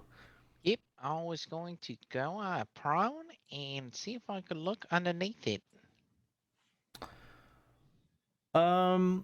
You're there's probably not enough of a gap there to like clearly see anything under there, but you definitely see indication of light, like torchlight. Alright. It seems to be kind of that flickering kind of orange glow. All right. I'm gonna do my best. Kind of just hit this light on the other side. And then I will try to test to see if the door is locked or unlocked very Yes. quietly. So before you do that, when you get down low to the ground there and you're trying to see if you could see anything underneath, in addition to the orange glow, you also hear a sound, sort of, not like regular measured frequency, but it sounds like almost like metal, like a dinging sound. And occasionally you hear the ding, and then it sounds like an object dropping onto maybe a bit of wood, and then once in a while you hear it again, very similar, but sometimes it sounds like whatever this metal object is, it like drops and hits the stone floor.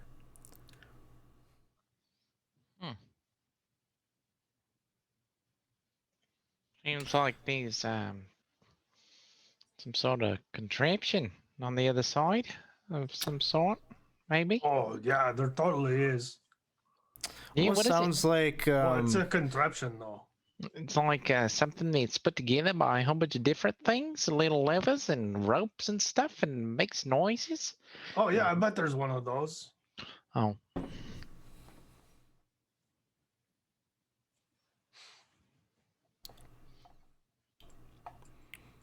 Yeah, so it sounds like almost like a coin or something, like dropping onto the floor, and occasionally just dropping onto maybe a piece of wood or something like that. Well, there definitely is something or someone on the other side. I'm gonna, I don't know. Should we go a different way, or should we just press on? Well, Probably. the other way is through like the stronghold itself. So we could go that way if we want to fight all the hobgoblins. I prefer that we don't, if you ask me, in my professional opinion. Oh Well, man, I I guess- thought you guys were like strong and stuff. I think we should chance this way. All right, I'm gonna do my best to try to see if it's the door is open. You're turning the door handle. It twists, and you feel like you could probably push it open. It doesn't seem like it's locked. All right, with as much finesse as possible, I try to open the door as quietly and collectively as I can. Okay. So I'm trying to think of which is better. I'll show you what you see, and then I'm going to have you do the stealth check. So, door opens, and you are looking in at a 30-foot by 30-foot room, and pretty quickly becomes clear what that sound is, as you can see there are a number of hobgoblins that are seated around this wooden table, and there's a cup in the middle of the table, and it seems like they have all been maybe taking turns trying to bounce gold coins or silver coins or whatever they have like into the cup, and there's a number of coinage kind of around the table, and lots of beverages and vessels for drink, kind of all over, and bottles uncorked. There are also these 3 hobgoblins on the northern wall here. They all are unarmored and laying in bed, sleeping. This one over here seems to be looking at a piece of parchment. He's just like seated he's still armored and everything. He's just seated at the bed, reading off this parchment. So give me your stealth check. See if anyone noticed in this room. They're all kind of busy with Because activities. definitely So the it door could will be be opening and trying to close as soon as possible. Yeah. All right, here we go. Stealth check.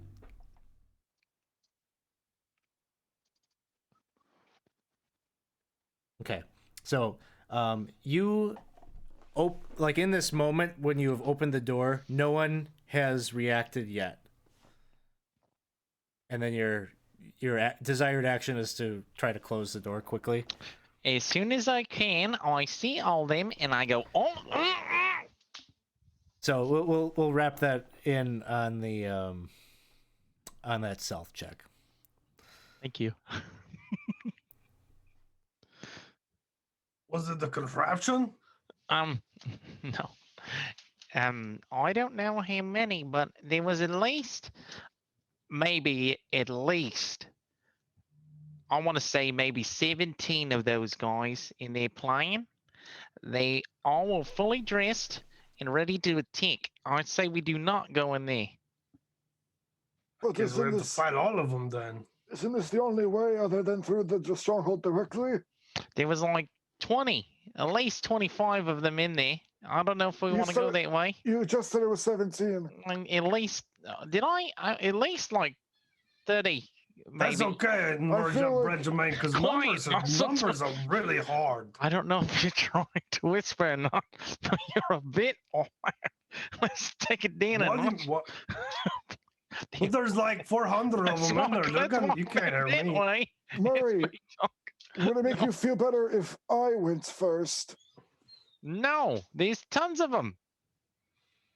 You're gonna die again. Do you think there'd be a secret entrance someplace we missed?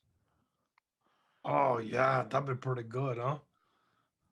Otherwise, we're gonna have to fight a lot of them. Last time we were looking for an entrance, I just kind of waved my arms around the wall and kind of rolled a bit. Maybe we're gonna try that. I'm gonna go ahead and just roll my body along Okay. the side of the searching for secret doors. So you do that. This is going to take you a bit of time. There's a lot of wall to cover, both this corridor and over on the other map. Give me an investigation check. Right. And we'll say this takes maybe 30 minutes or so. I'm really thorough, I promise. And like this is pretty boring. You feel pretty confident that there's nothing there. All right. No die. Do you maybe there's some other way by the porculus that we can get through that without actually going to fight everyone down there? That's a good idea. Out. I think our biggest issue is we don't really know this place all too well enough to know where we're going. Oh yeah, but like the dungeons are this way. Wait, through this door right here? Yeah, I mean that's the only door. Oh. Has anybody got like a fireball they could throw into the room? Let me check in my bag. No. Kinda, but no. Fireball. Give me a few more days. And I'll see if I can cook something. I don't think we can. I have a flaming sphere. That's like a fireball. Literally. It is a ball of fire, but not fireball. Will it hurt them all? So, question for my just kind of understanding: where are you all having your conversation or your strategy session? Well, Murray Brett Germain tried to move the group further down. I don't know if they listened, but he was trying his best to kind of push the group Okay. a bit. Are you all agreed that you've moved like maybe closer to where like the garbage door was? Oh, there he is. Yeah, if he was adamant about it. We don't have to There like move wasn't one. tokens. I just kind of understand where you all are at. Yeah, Pusto would just not even really realizing it would just follow. I trust Murray's judgment enough to follow him. Enough. So like, there's like 27 of them in there, but that's At not. least I mean, 28. is that like a math on hard all of this- 27? The math in Um, all of this is really confusing me. there was a few under at least 30, maybe. Is That's it okay, man. Numbers are really tricky. I totally thought I saw a flaming sword in there. I definitely might have Oh seen man, one. we gotta now go we're now. just- One flaming sword. Now I just know you're lying to me, Murray. No, man, we gotta go because of one flaming sword. Might have to No. fight 50 of them. Yeah, no problem. Let's do it. Wait, are we talking about a goblin's 30 or a human's 30? What's the Or Goliath? difference? Well, the goblin arithmetic system is quite different. If you go into the historical context of it, Oh, we call it goes from- metric 30. More tens. Nice. There's at least 7, but probably more. So, Dave has just bought everyone a reroll, so Oh, thanks, Dave. got 5 That's all rerolls in we- the tank. All right. Be ready to fight the 100 ones. 100 of them. There's at All right, least man. at least 100. Tell you what. I'll go first. Mm-mm. Why not? No? Let's. You know, it's it. Listen, I've kind of maybe hit a bit of experience, maybe a little bit, maybe not a lot, but enough. Even though maybe it seems like a bad idea, maybe we just be sneaky enough to check the other way before we go run into this room of at least 41 of these hobby. Yeah, man, listen. goblins. I really want to fight all the hobgoblins because I think that's the easy way. So let's just do that. Well, the apostle did say this is the only route towards the dungeons. maybe on our way out we could do. I mean, we could just kick this war right off, man. Do you want me to turn into like a rat and check out the port? Man, you are the weirdest. That sounds awesome. I could turn into a rat. Really? Yeah. Is it a really heavy rat? If not now, then at some point, yes. So, like, you can turn into heavy stuff and not heavy stuff. Yeah. That's amazing. And the in between stuff. There's a lot of stuff. I bet if you gave me enough time and enough pie, I could turn into a heavy thing. I don't doubt it. But is that an idea that people like? Should I turn into a rat and take a look? Yeah, just make sure they don't see you. Okay. They might eat rats. So, Turn Marty Brett Germain into a rat too, huh? Oh, Huh? I can't do that yet. Oh, No, yeah, you could do that. Later. Much later. that'd be pretty cool, though. It will be really cool. But yeah, if everyone's up for it, I'll turn into a rat and go check out that area near the. I can never pronounce it. The portcullis. the portcullis. Yeah. Careful, be You better be careful because There is at Dave is least loading 60. me up with rerolls here. Uh-oh. Thanks, Careful, Dave. Uh-oh. There's at least 60 of those guys, and they're careful. Okay, I know you're lying. I'll be really careful. I'm just a rat.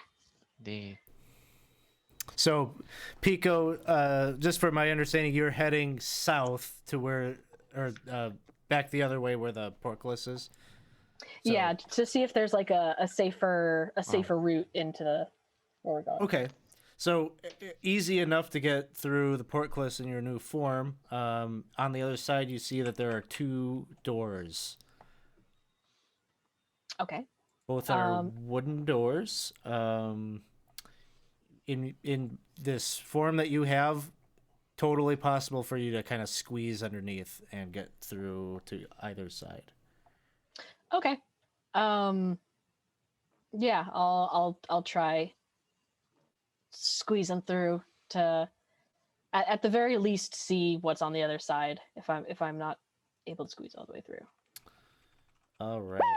So there it is. Casey just cashed in what he was looking to do. So we'll deal with that in a bit here.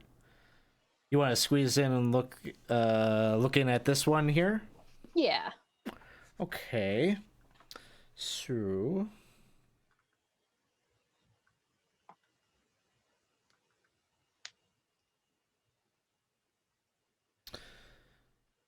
as you squeeze into this room right here, you are looking at what looks like a hobgoblin bunk of sorts. It looks actually a lot like the room that Murray had peeked into. Beds along the sides. There's maybe not so much of a party kind of atmosphere happening in this one. There's 4 hobgoblins that are sound asleep, and then the others are just kind of solitaire activity at their bunks, playing cards like solitaire, reading, those types of things. Okay. Seems to be a dead end. You don't see any door out. Okay. And did you the door that leads to where we are now, is that south one, or am I missing one that I just don't see? This one right here is the only other one that you see. Okay. And actually, as you're looking down that way, it opens up. And stepping out from it, what you see... let me see if I got an image. If not...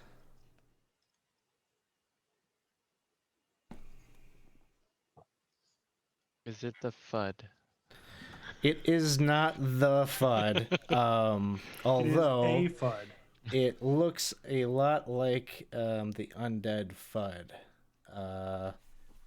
So it looks like orangish kind of skin draped over its muscled tone of a body. It's about 7 feet tall, so it's a little bit taller than maybe the FUD was.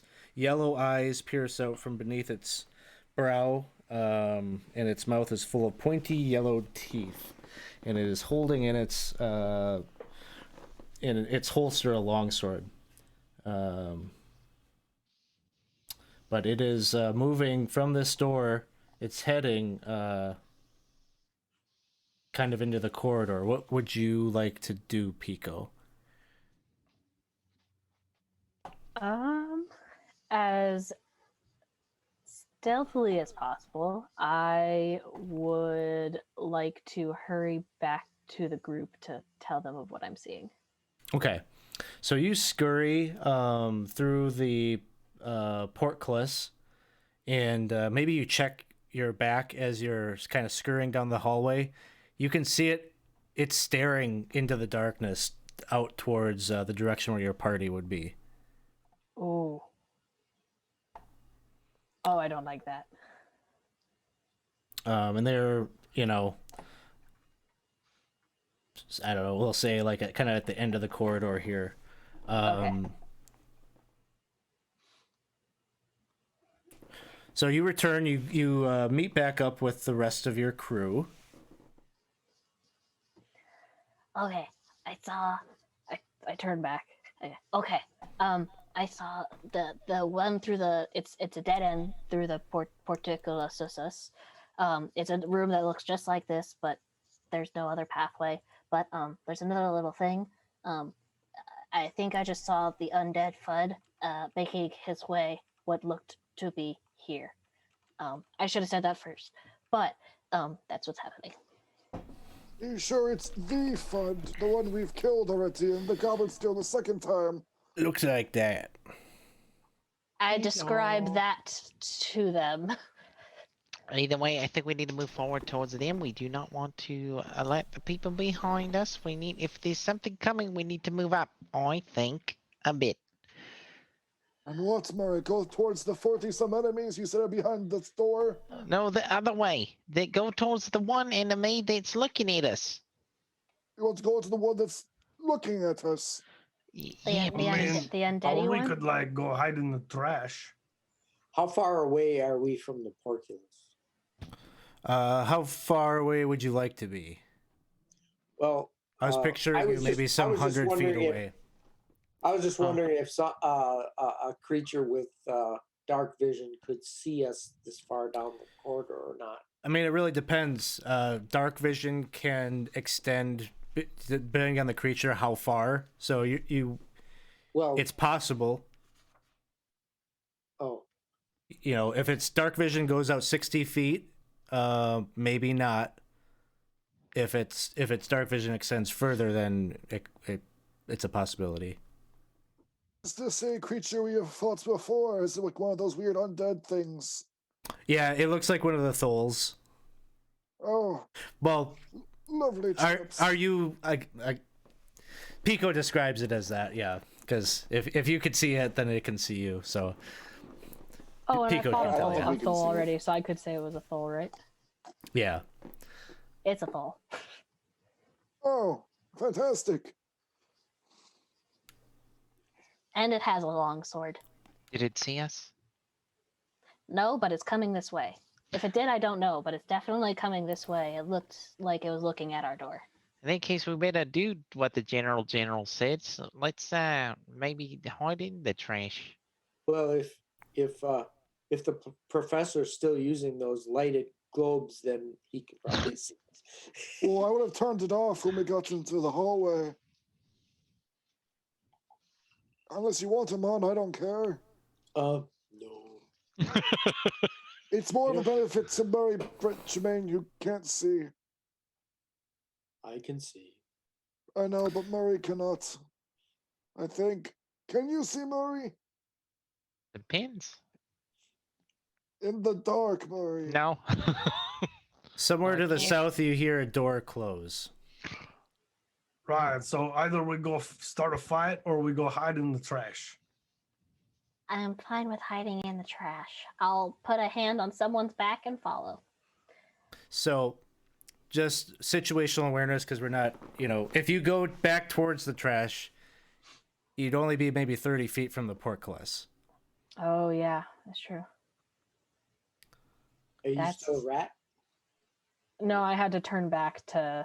So you probably can't turn again, huh? Nah.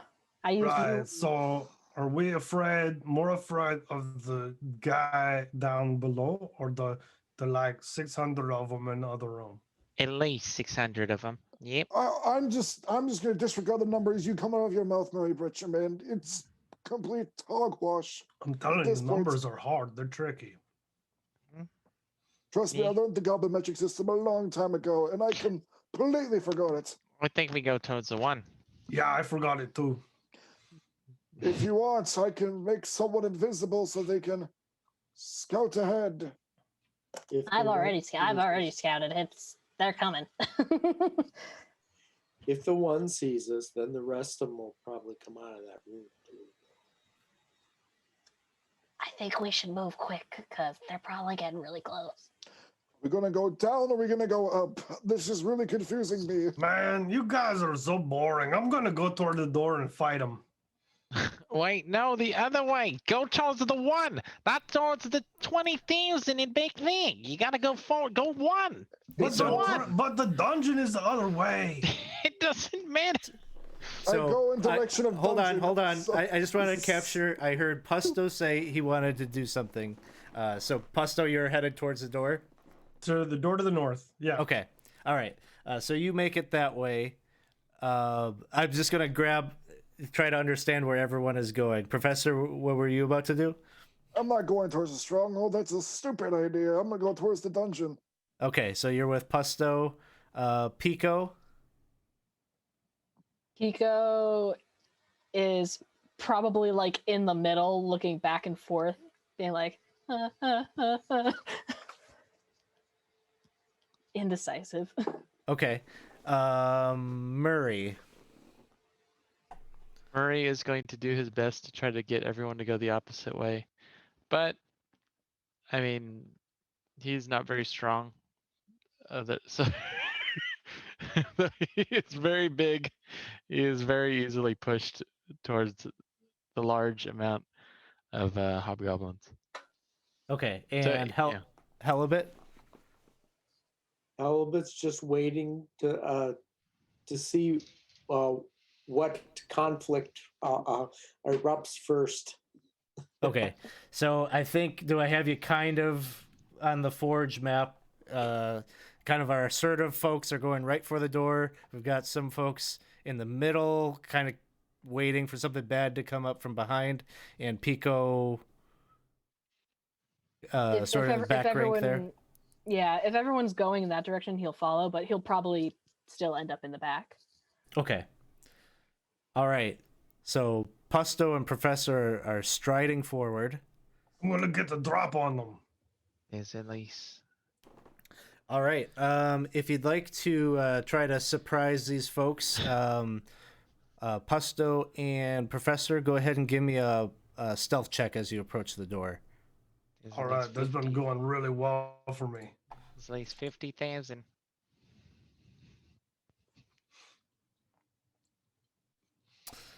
All right.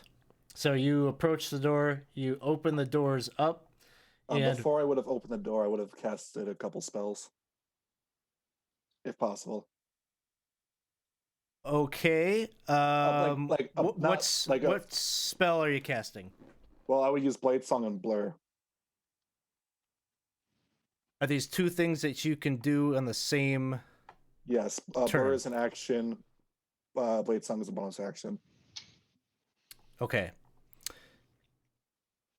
If I can, it's fine. If I can, it's fine. I'm just trying. I'm about to go into initiatives here, so you do that, and that'll essentially trigger our initiative roll. They will hear the spell casting happening out in the hall. All right. So, as you're moving ahead, you, Professor, cast a few spells. It all becomes abundantly clear to everybody as you can hear raised voices in that room, and the pushing back of chairs. They've heard you. Pico, what would you like to do? Pico is going to. I'm quite far back. I'm going to hold my action for a vine whip until one is like in range, and probably move up to catch up with everyone. Okay, that sounds good. Hobgoblins.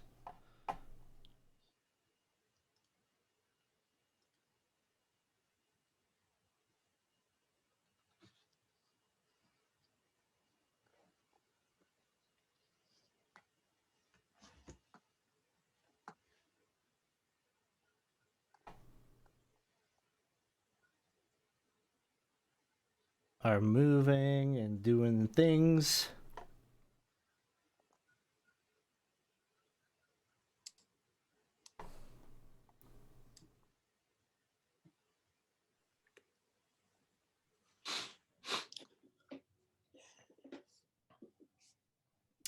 All right, the door opens, and you see a hobgoblin open up the door.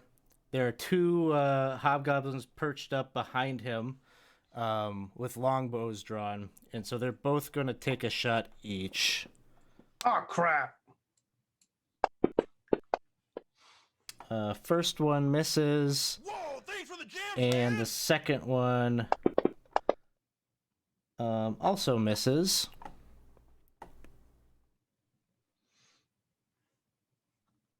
Then this one moves out into the hall and has a longsword out.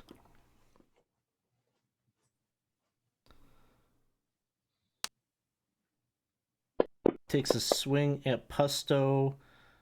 21. Deals 8 points of damage. Whoa, thanks for the jams, man! Oh crap! I can't get the jump on him. Another one gets out here as well.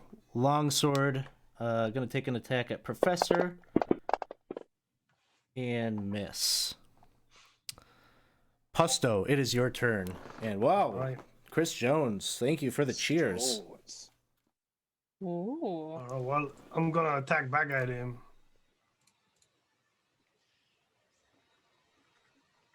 Damn it! You suck. I hate you. And then I'm going to nimble escape and All right. disengage. And move back to here. And that's it. Murray Britt Jermaine, it is your turn. All right.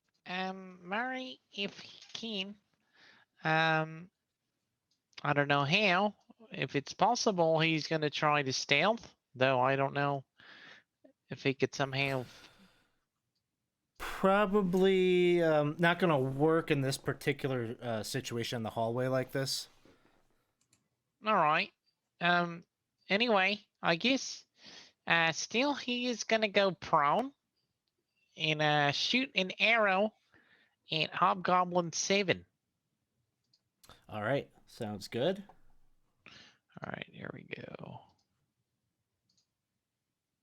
Mhm.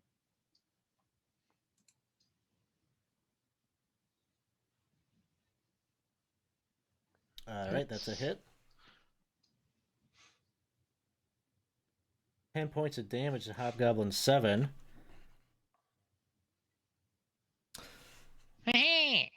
That'll be the end of his turn. All right, Professor, it is your turn. I'm going to draw the Knight's Edge and stab number 8 in his face and cast Green Flame Blade. Hacha! But I'm young again, so it doesn't matter. And I miss. And that is turn. Next up is Halibut. Helmet moves up. I'll help you, Professor. And he attacks number 7 there.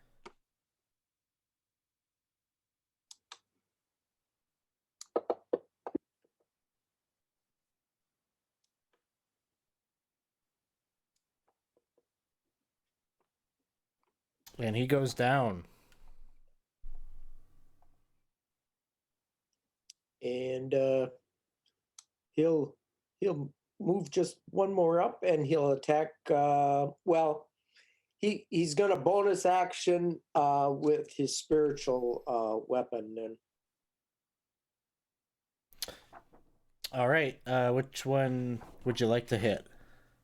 The Hobgoblin 8 here. All right.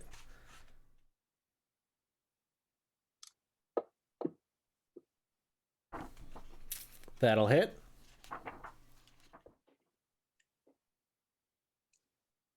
For 6 points, okay. That was Hobgoblin 2? 8. 8. Oh, I see, okay. All right, he is still up. Let's see, where are we at? Okay. Pico, give me a quick perception check. Oh no. Okay.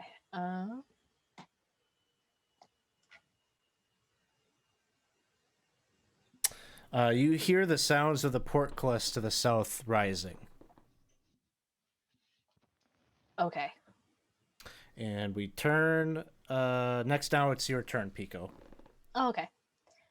I'm going to warn to the others that the portcullis has opened, and I'm gonna move right about up to her. And I'm going to do a good old thorn whip. It could happen. You've got rerolls. Remember, you got rerolls. I do have rerolls, but do I want to use it on a? Dang it! Do I want to use it on a cantrip? All up to you. No, it's okay. That'll be it for me. All right, hobgoblins are up next. And Hobgoblin 1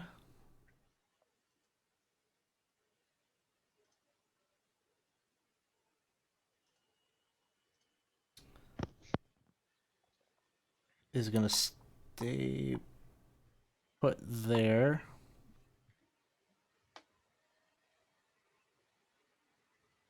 Actually, you hear a door open. Oh. Like our door? No, like the door inside the room opens and you hear kind of like distant running, like something moving away from you. Okay. I probably would have warned them of that then. Well, it's in the room where the hobgoblins are, so your guess is one of them is maybe running away to alert someone else. Okay. Next, Hobgoblin 2 is the one got a longbow drawn. Gonna try to take a shot at Halibut. And that is a 22 to hit.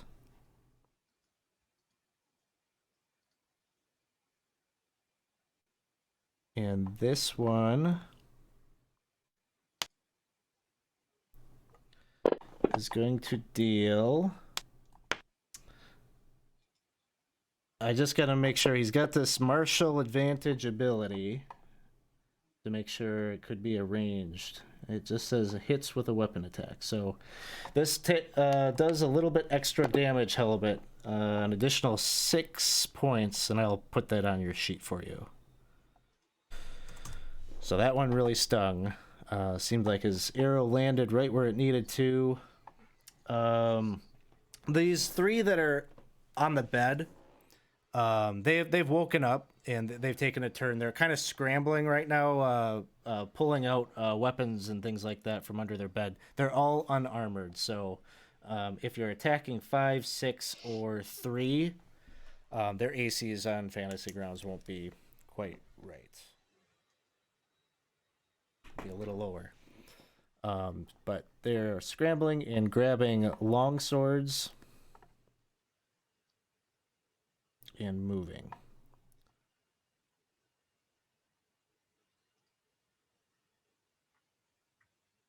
This one gets out into the hallway. He's just hobgoblin in his PJs, swinging a sword. He's going to take a swing at Halibut.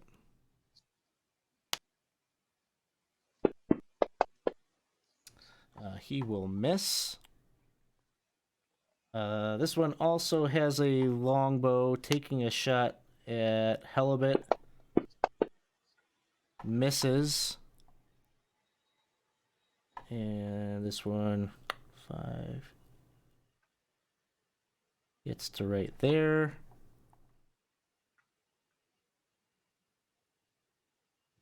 Gets to right there. And Hobgoblin 8, taking a swing at Professor. And misses. And that's all for the Hobgoblins. We are up to Pusto. Okay, man. This has got to go better. Move up here and attack that Hobgoblin.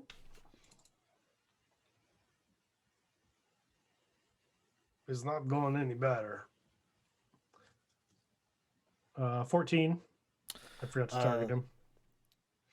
Let's see. This one is armored, so just rings off of his mail. All right, then I will nimble escape and step back. Next up, Murray Britt Germain.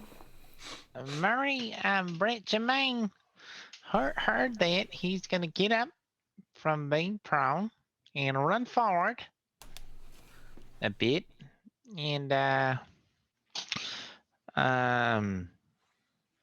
kind of somersault across, attempting to be stealthy, though I'm sure it's not going to be. So I'm just going to go.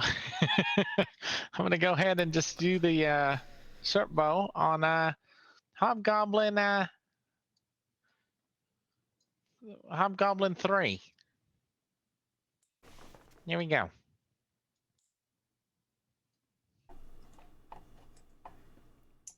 That's a hit. All right. A little bit of sneak attack. Ooh. Oh, and he drops dead. Ha. There's something behind this, isn't there, Pico? Potentially soon, yes. It's the end of my turn. All right, Professor, it is your turn. I was going to start swinging my blade around in a circle, and then a cone of fire is just going to come out for it, and I'll cast Running Hands. All right. Dex saves. It looks like you got most of them. One of them saved. Damage. And 6 goes down, 8 goes down, and 5 goes down. So you got them all. I will use my 40 feet of movement to start. 5, 10, 15, 20, 25, 30, 35, 40, and start looking down the door where he ran out of. Oh man, that was amazing. You should do that every time. And that should be it. All right. Halibut, it is your turn. 1 second. So, Professor, you're looking down that open doorway. Yes. You can see passageway. There's a wooden door to your right at the end, and then it seems like the passageway bends here up, and that's where you can hear kind of the echoing of those footsteps running off. All right, Halibut, it is your turn. You are muted. Move up here, and I'm going to attack Hobgoblin 4.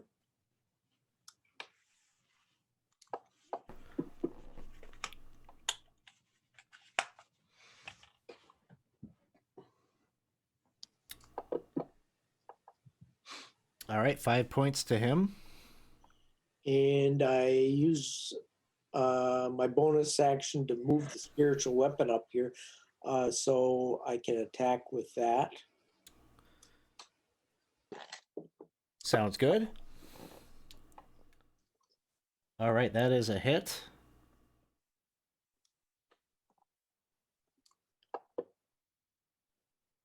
And 8 points. That'll bring Hobgoblin 4 down.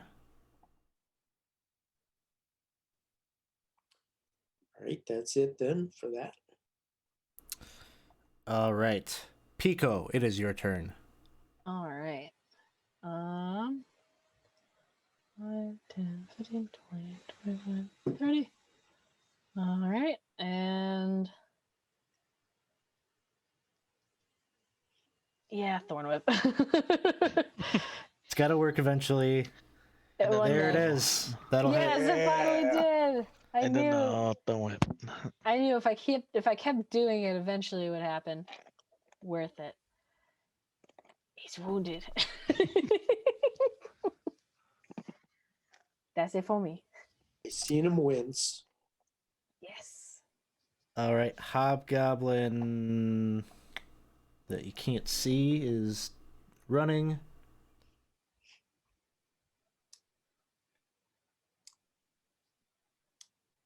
And this other one in the chamber, gonna attack Halibut. Whoa, thanks for the jams, takes a man. swing. 15 is gonna miss. Albinosaurus Jones, you're being way generous with these cheers tonight. You could probably buy 10 wandering encounters at this point if you wanted. What? He won't do that. Huh? Pusto, it is your turn. Okay, I'm going to run up into the room and I'm going to get a python and a hammer out of my bag, and I'm going to ready in action to spike this door closed when Murray Brett Jermaine comes through. Okay. Sounds good. Murray, it is your turn. I am going to run through the door. Here we go. All right, you close the door behind you, and Pusto, you start going to work. Pounding a spike into it to keep it as closed as I can. Yeah, so you lodge one in there. You know, in subsequent turns, you can keep reinforcing it if you'd like. Yeah.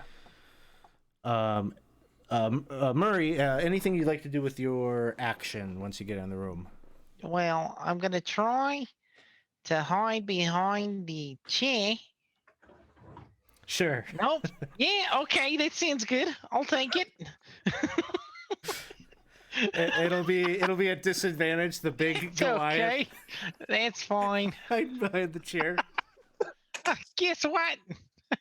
You didn't see this coming, you loony. Here we go.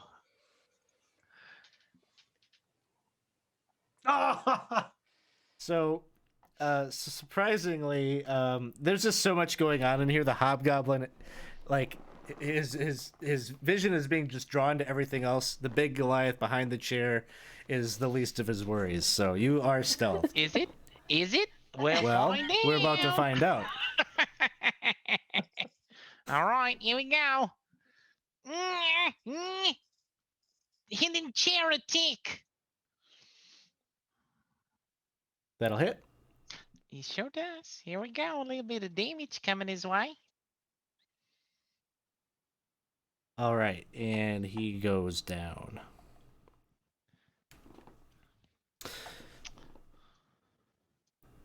You guys are really good.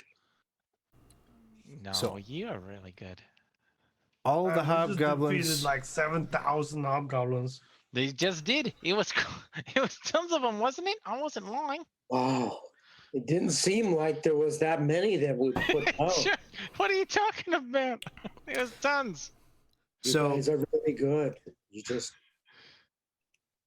All the hobgoblins immediately in the room have been dealt with, but there's a lot of other things possibly in motion.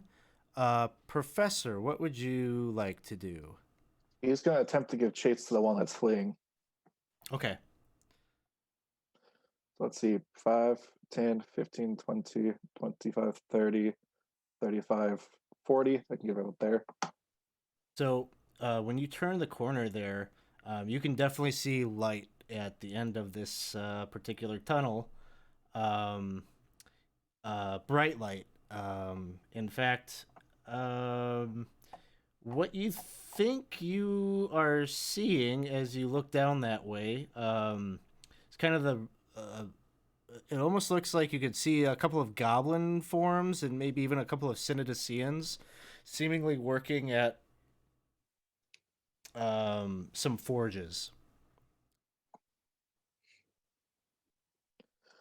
And you would probably hear these. Do you speak Goblin? Or no? There'd be a conversation actually in common. You just hear the hobgoblin saying, "The goblins are much more brazen than we thought. They've already launched an attack. They're coming this way." And then you hear a deep voice reply back. What good are you, hobgoblins? We posted you up to take care of this, to make sure nothing infiltrated. Bah! But you can't see the form that the hobgoblin apparently is talking to. I probably lean back across the wall and say, We may got some cultists on the way, as well as a couple of possible hobgoblins. Be ready, and I'll pull out the wand of paralysis and just hold the charge for anyone that comes in range. Okay. Sounds good. Helibet, anything that you would like to do right here? No, I think I'm going to follow the professor to try and back him up there to see. And I think I might cast healing word on myself too. Anybody else got? I'm a little bit injured, but that's okay.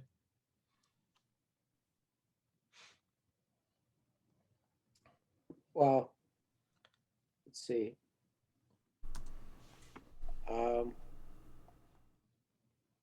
I'll cast healing word on you too. So that'll have to be next round. What's that? That'll have to be next round. You're still in initiative right now. Okay, I didn't know that. Okay, I'll go after the professor then. See, 10.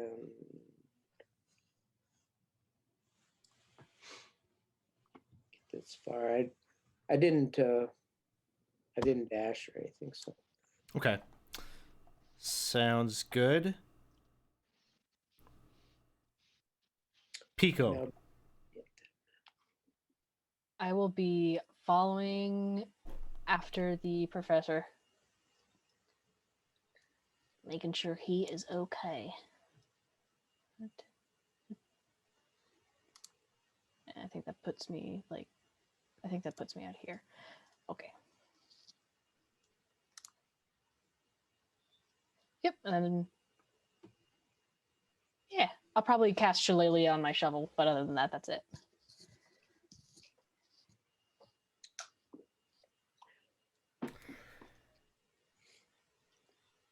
All right.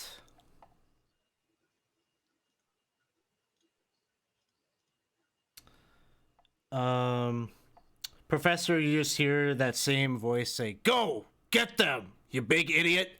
Go and deal with what this one couldn't." Elsewhere, Casey's Wandering Monster is happening.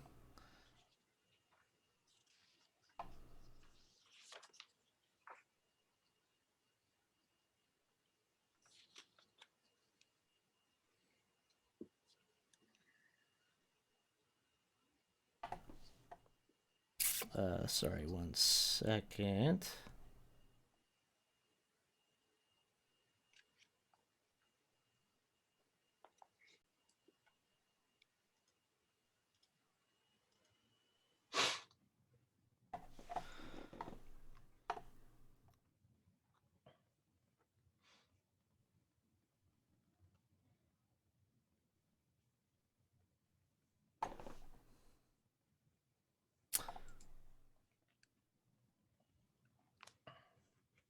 All right, Professor, you see a hobgoblin step out, the same one you were pursuing, has longbow in hand, is going to take a shot down. Wand. You got the wand? Okay. I was holding it, so I was waiting for someone to come within range of it, so pew.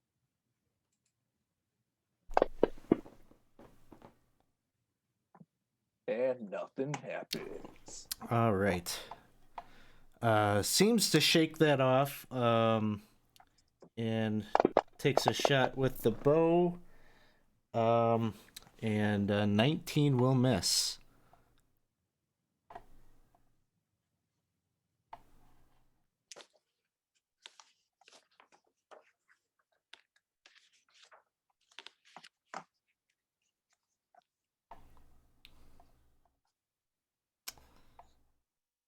All right. Casey's Wandering Monster is in effect. Oh no.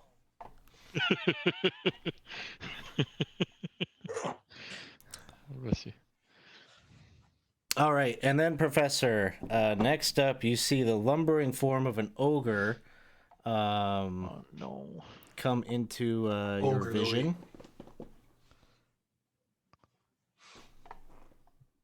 It's all ogre now.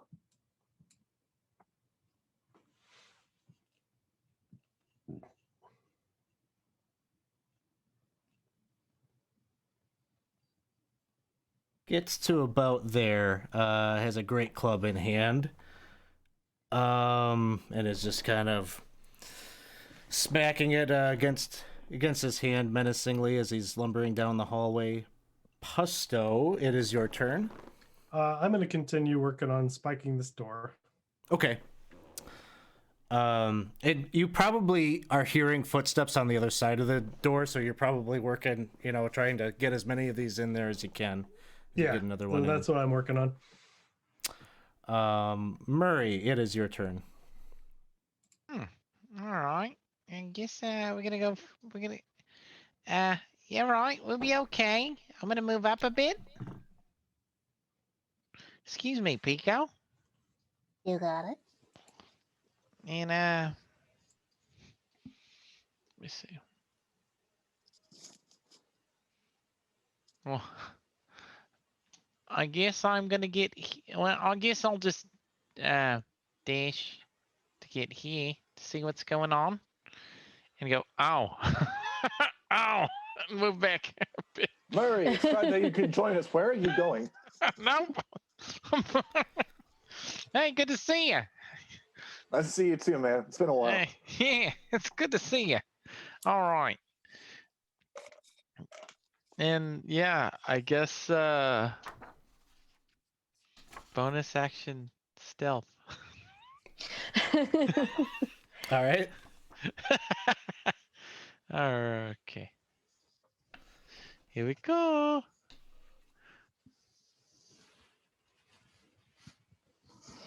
Like a shadow in the night. A 13. Who's your target? Ogre? Yeah. You got it. Ooh, where did I go? It's the end of my turn. All right, Professor, it is your turn. Take a couple steps up and not get too close. I feel like he's waiting for me to get closer. And I'm just going to say, you may have a headache after this, but it'll probably go away very shortly. And I'll cast Mind Spike. All right. My Mind Sliver, not Mind Spike. That's a different spell. So yeah, Mind Sliver.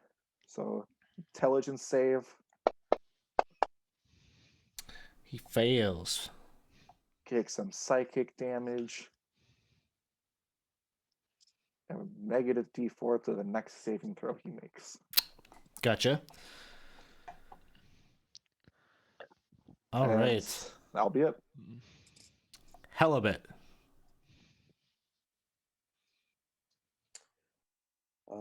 He's traveling over to here, and he's going to cast Sacred Flame on the ogre. All right.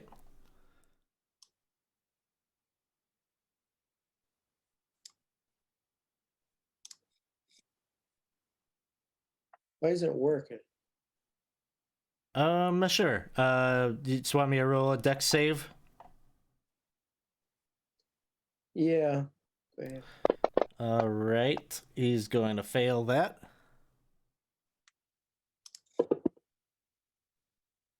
Nice. And 8 points of damage to the ogre.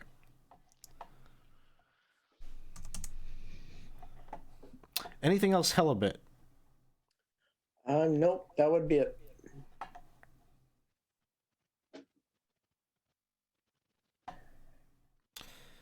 All right. Back to the top. Pico, it is your turn. All right.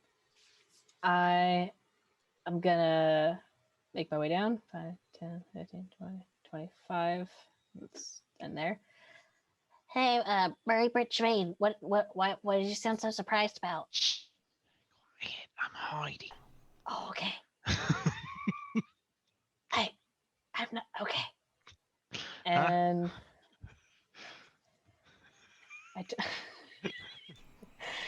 I didn't do that. Never mind. Oh, cool. I don't need to see. All right. So as long as it's within range, that's fine. I'm going to, assuming there's an enemy down there, I'm going to place a flaming sphere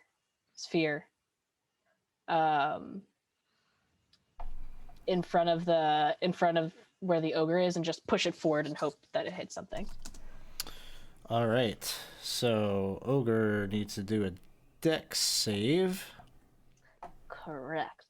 And I think I can just drag that up. Sure. He fails. I like it. All right, so then he takes that. 9 points of fire damage to the ogre. Nice. He's just like trying to whack the thing as your flaming sphere is rolling around. All right. Yeah. Is it okay if I if it like stays back right here, or should it should it end back there? Wherever you cast it. Okay. Sounds good. All right. You just hear that voice from the forge. You can't see it quite yet. It's just chiding his allies. Defeat them! Finish them! Hobgoblins.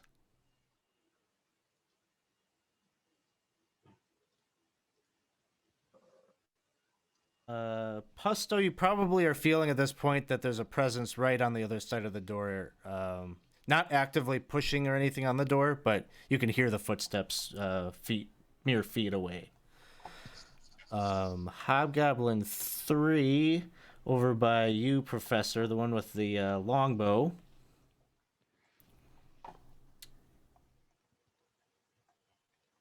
Is gonna try to take a shot at you, Professor, but you've got some cover from the ogre, and it's disadvantage. Oh, but I think with the cover here, 21 is gonna miss. What is your AC, like 20 right now? 20. Yeah.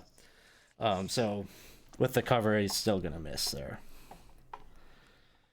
So he's gonna duck out of the way then.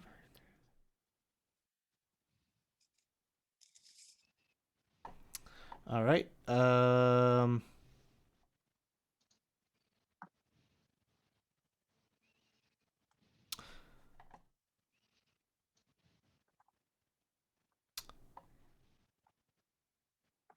One second.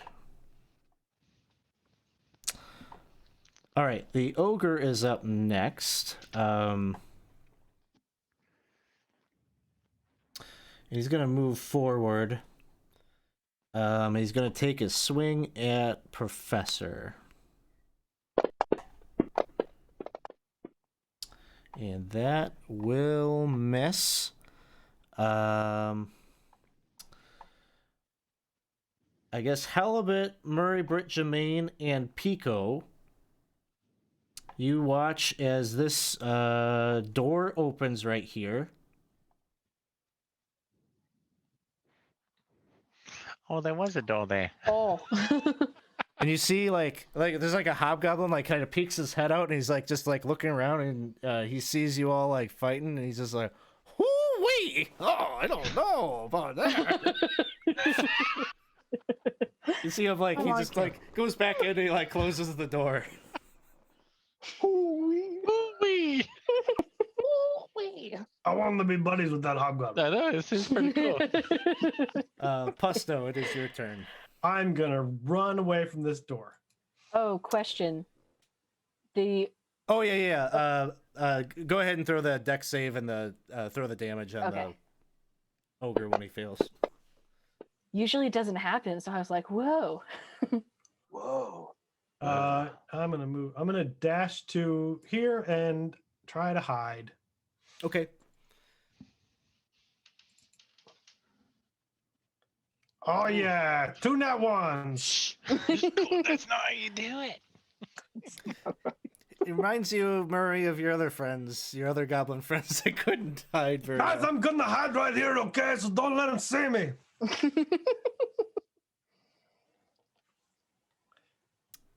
Murray Britt Jermaine, it is your Yeah. turn. All right. I am going to stealthily stand here, being hidden and being very stealthy. I'm going to shoot in between Halibut's legs at the ogre. You're aiming this through Halibut's legs? Yeah, I I'm am a hidden dwarf. because I'm hidden, and that's what hidden Goliaths do. They find dwarfs and shoot arrows in between their legs. Very precarious Halibut as the tip of an arrow, kind of, you see it pointing out right underneath your legs. Don't worry, Haley. I got you. Oh my Yeah, you goodness. Not too high. I rarely miss. Don't worry. Rarely, but not never. Uh-huh.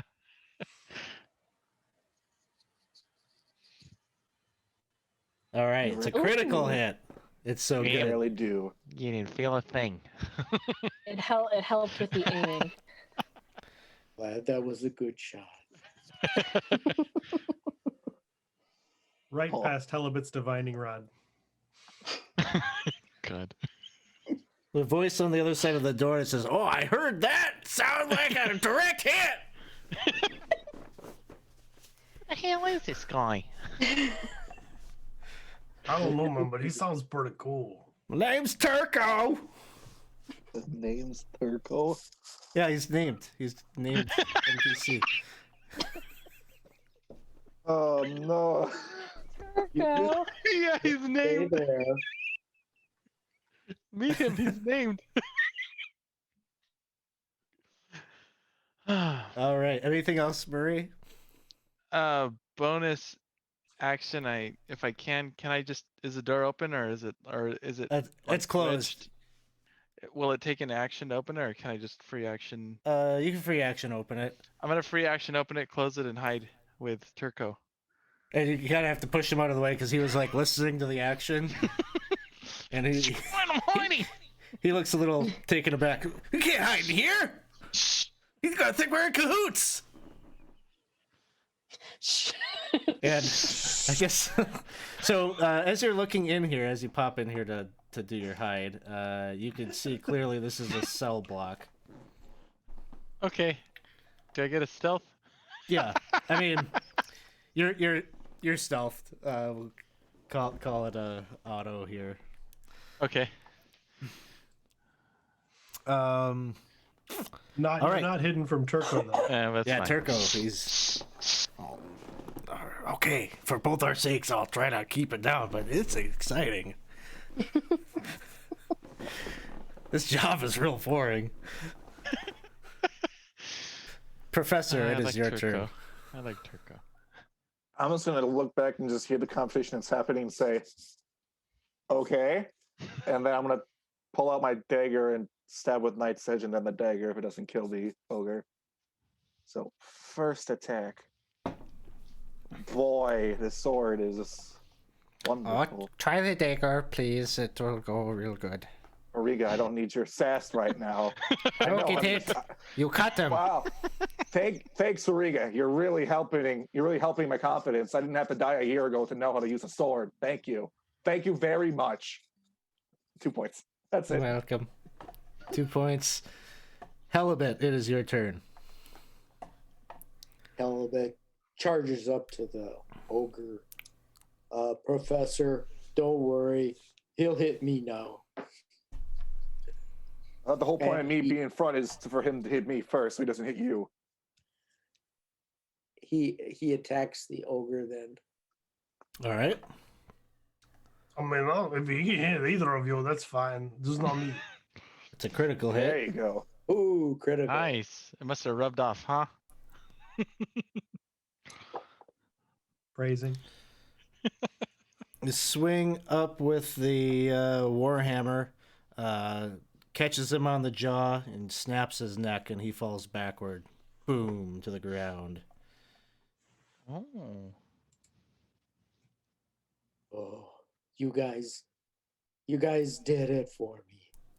He was hanging on by a thread. Holy crap, that was a big dude. You guys did good. Now, Helbit, I'm pretty sure that was all you. No. Hey, He could they didn't barely kill him. You did. You got the kill. This is your victory Hey, right here. Let's go get the rest of them. See now. I think I can move a little bit more. All right. Move up there. Just situational awareness. You are standing next to a big flaming orb. Oh, that's gonna hurt me too. That'll hurt you at the end of Yeah. your turn. Oh, and then I'll just stay where I am there. Okay, yeah, you're safe there. Pico, it is your turn. Okay. Pico is going to round the corner. 5, 10, 15, 20, 25, perfect. And he's going to send the ball of flame further away. 5, 10, 15, 20, 25, 30. Whoosh. Beware. And that's it for Pico. Then for a second, you sort of, as you're looking at your flaming sphere, you think you see it enlarging or getting brighter or bigger. But then you realize it's not your orb that is causing that, but the form of something that comes into your field of vision. This almost serpent-like creature with a trident or a spear in hand, just wreathed in flame, slithers out. Oh. And looks... Fire isn't gonna work here. Fire isn't gonna work here. I forgot the ogre was the wandering monster. Damn it. Huh. That is big. Oh man, that dude's ugly. I like the colors though. I like a little bit of purple. All right, cool. And it moves its Oh. entire movement. It just kind of doesn't care about the flaming sphere at all. It just kind of kicks it aside as it slithers down. Is that the queen? And there's some hobgoblins on the other side of the spiked door that are attempting some strength checks. Fail.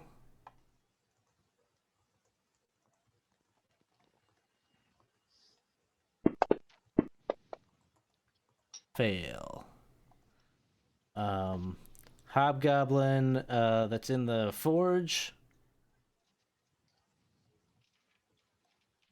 moves to here. Longbow attack at Helibit. Misses.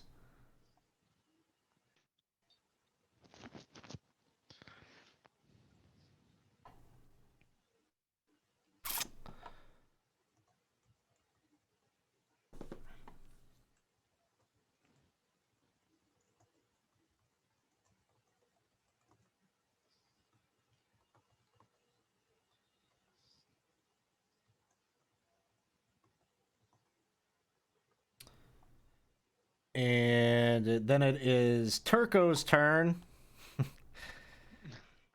And Turco is just maybe in hushed conversation a little bit with you, Murray, and he says, "What the heck's going on out there? What are you all? You're a big feller there. Where are you from?" You know, here and there. Are you cool? You cool? Hey, you're not. You got no problem with me. No trouble at all. All right, Murray. All right. Well, my name is Murray Brett Jermaine, and I'm going to ask you to open this door very shortly for me, okay? Okay, can do. Thanks. Do we need a word? How would I know when you want me to open it? You just could say open it, or I'm gonna go. Okay, Turco, open the door. I'm okay. gonna go. All right. Biscuits and gravy. Biscuits and gravy. Ooh, that sounds good. We get some of that after this is all maybe. done. Oh, you hungry? I could eat.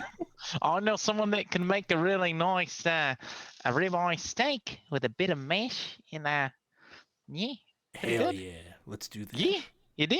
All right, Yeah, I'm let's down open too. this door and then we get on to that. Get on to brunch. All right, bud. All right, fist bump. Here we go. Bump it. All right. Pusto, it is your turn. All right, nimble escape to try to hide. Natural Oh, one. crap. Naturally. And then then I'll pop around the corner and shoot my crossbow at the big one, the salamander.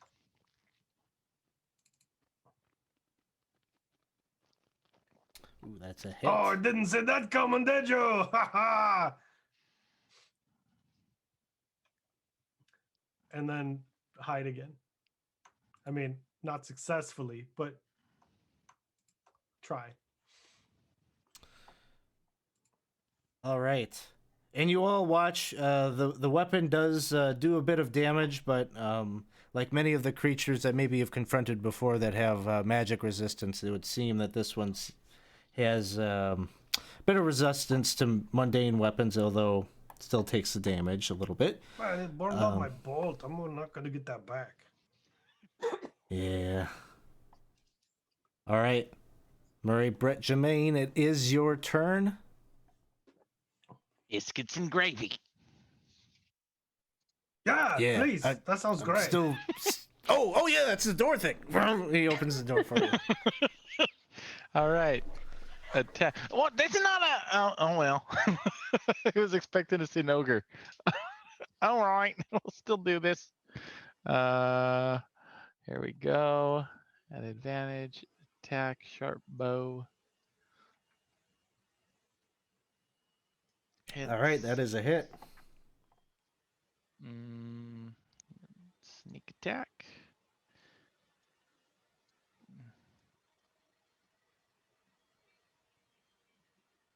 $14 points to the salamander. And my sneak attack is, and then I'm going to sneak it again by asking Turco to close the door. So I'll just roll stealth. Gravy and biscuits. It sounds good that way too. Shh, quiet. We're trying to be quiet. Yeah, I'm totally hiding here too. All right, there you go. It doesn't see me at all.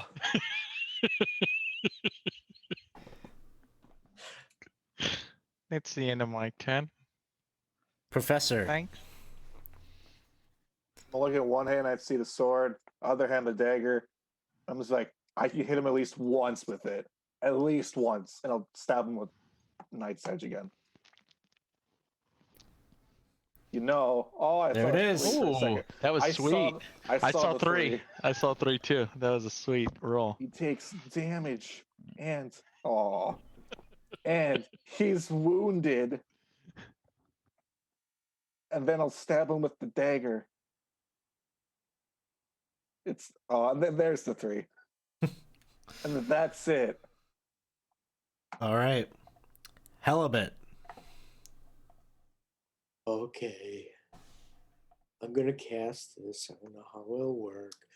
You can cast inflict wounds on him. Ooh, all right.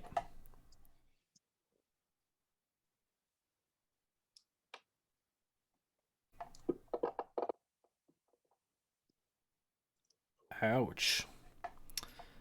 Good roll. Question. That's a touch spell, right? Yes. Oh no. Okay. So I don't like that. Oh no. Yeah. You do take a little bit of. What's that? That's okay. I can take it. Yeah, it burns you a little bit as you reach out to grab him for that. So 4 points of fire damage. Anything else, Halibut? No, that would be it. All right, back to the top. Pico. Well, that is terrifying. He's gonna take a little frog hop back, and he's going to throw an ice knife at it. All right. that, and hopefully aim a little further back, so if when it explodes, it doesn't hit his friends. Let's see. Ranged. Yay! And boop. 3 points of cold damage. Or no, fire piercing damage. Here's the cold damage, I bet. Yep, This is he the cold fails. coming up. Ooh. Feeling good, feeling good. 8 points. Seems like he takes extra damage from that. I like it. That's what I was hoping for. All right. That I don't think I can't move my sphere any further, so it's just gonna stay there. All right. Salamander is up. Takes the point from the wound. He is no longer wounded. Boop. Creature, it's gonna attack Halibut. First with the spear in its hand. Ooh. I've got rerolls. I'm gonna use one of my 2 rerolls that I got from Dave.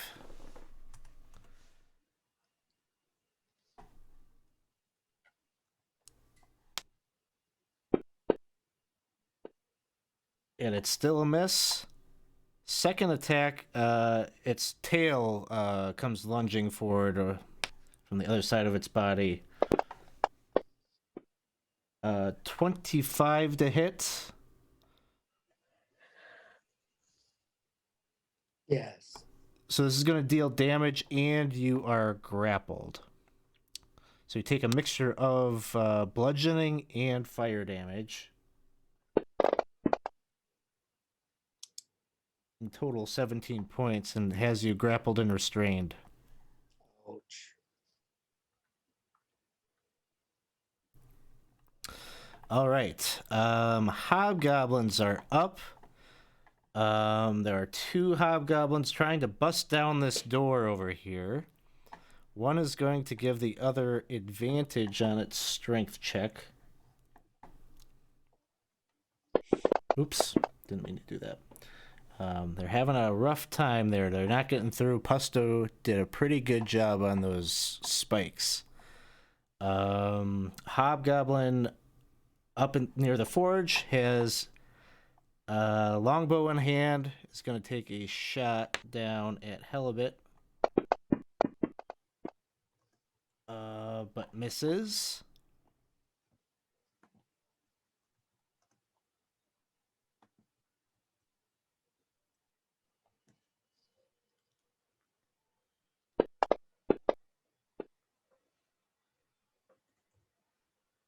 All right. Turco is up, and just he's looking at Murray. He's got his hands on the door. He's ready to pop that open when you need him to. All right. Very nice. Very clutch. Clutch. Well, I've opened my fair share of doors. I'm no stranger. You're doing it right. Very nice. Opening and closing doors is like 50% of my job.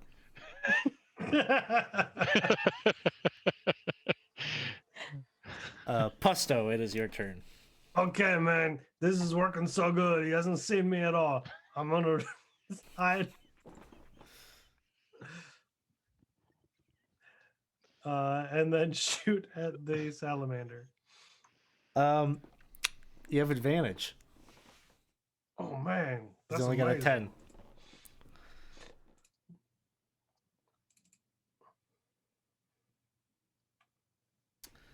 That will hit. Oh yeah, there you go. And that's it. Next up, Murray Britt Jermaine. All right, here we go. I guess biscuits and gravy. He opens the door really fast. Very well, very good, very nice. Attack time, advantage, And I'm gonna take Salamander. Hits. All right. Stealth attack. Boom. Look Big, at all those big dice. damage. Big damage. Gravy and biscuits. Once again, we're gonna close the door as quick as possible. And I'll roll that stealth check again, and that'll be my turn. There you go. Very nice. Hopefully that's enough. Professor. I'm gonna stab him again. It seems to be doing wonders. All right, that is a hit. Damage. And he's wounded. And then So- I'll take the dagger. and I'll stab him again. I realized I hadn't been doing this on your melee attacks earlier. Anytime you hit it with a melee attack, you take a little bit of fire damage. So I'll just That's kind of important. start it up now. Okay. All right, maintain the success on the concentration check. All right. And then I won't stab him again because now that's a thing I know. So I'll stay there and do nothing else. Next up is Helibet. What kind of roll do I need? Is that Depends. If you want to escape the grapple, it would be you'd be using your action to either do a strength athletics check or could be an acrobatics check.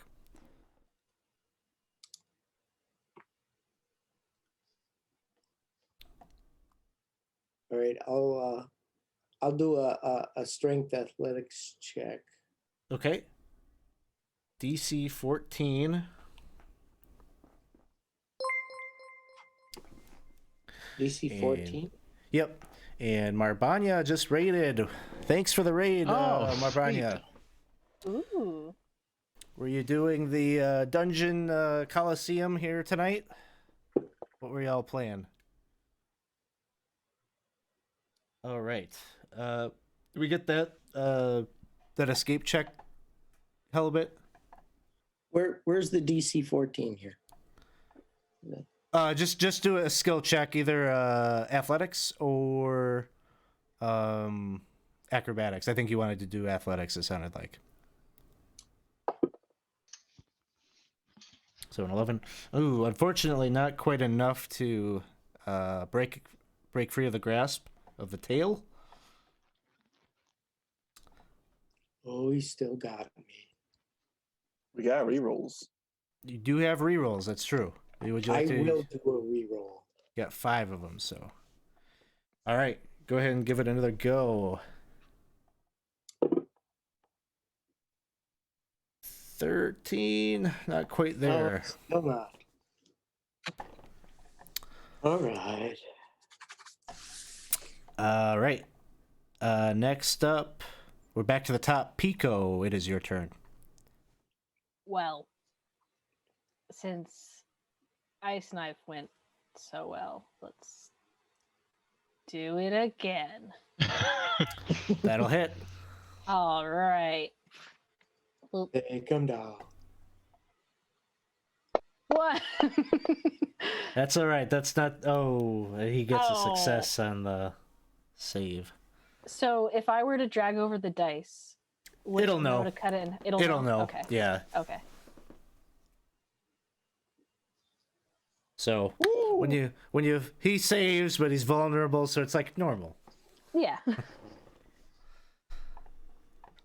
And he's dead. The ice knife goes and punctures through his form, and you see the intensity of the flames around his body just dwindle down as he collapses to the floor. Oh, thank you. Thank you.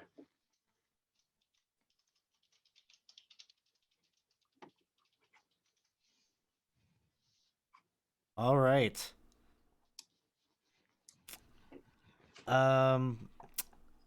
Not quite out of the woods yet. We still have Casey's wandering monster over here.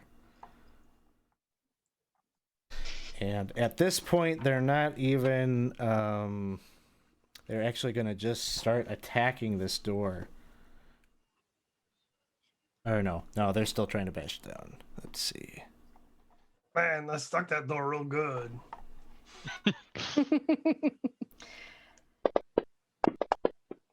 I didn't think about that was the way we had to leave. They haven't knocked it down yet. So there's still a little bit of time here. Hey, maybe we could like get some of that hobgoblin armor and lie down in the beds and they wouldn't notice us. Pusto, it is your turn. I'm gonna put my plan into action. Maybe you could have spiked the other door too. Add a double door for them to get through. I'm gonna dash and I'm gonna jump into one of the beds and cover myself up. All right. We'll leave it there. I'll have you do like a skill check, like at the point where like it matters. I just like the drama of is he hidden or not. Health check. Right. I don't know. At this point, it's a deception check. I think it's snoring. I'm really good at that too. Murray, Britt, Jermaine. Yep. You're in there with Turco. Yeah. Still need me to open this door. All right, open the door. Oh, he's dead too. Get the other hobgoblin. I do see it. Yeah, I can make it. Here we go. It's gonna be a bit of a stretch. It's gonna thread the needle. Here we go. If it shoots through the ball of fire, will it be a flaming arrow?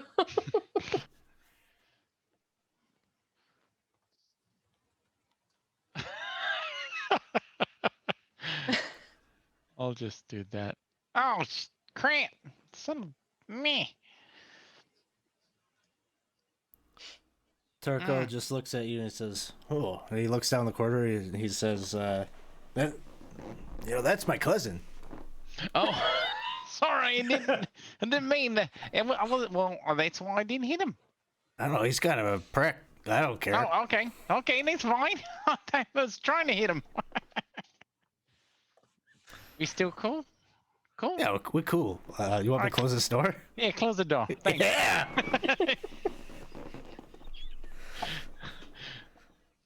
Professor, it is your turn.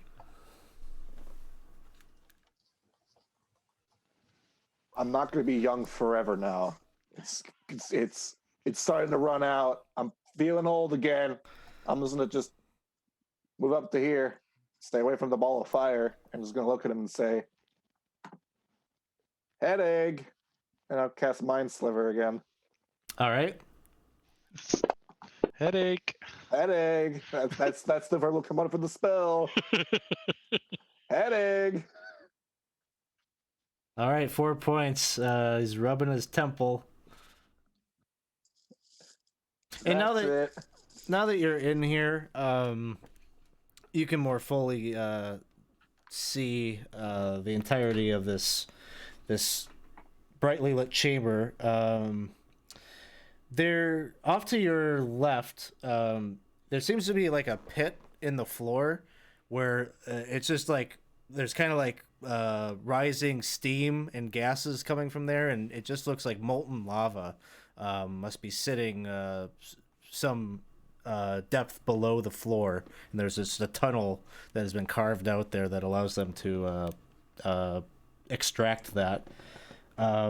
There seems to be a number of troughs of water off to the right where you see a couple of goblins moving buckets. There's also a number of Synodicians that are, one is like carting around like hot coals, others are tending to the forges up to the north. So just looks like, and then there's just piles upon piles of like javelins and long swords and things that they're manufacturing here. Halibut, it is your turn. Okay. He's moving up to next to the professor here, and he's going to cast Cure Wounds on himself. All right. You recover some hit points there. We turn back around to Pico. Yeah. I'm gonna follow after everybody and swoosh the I think guess 25. I'll figure it out in a minute. And swish the ball at Hobgoblin. Whoop. Whoop.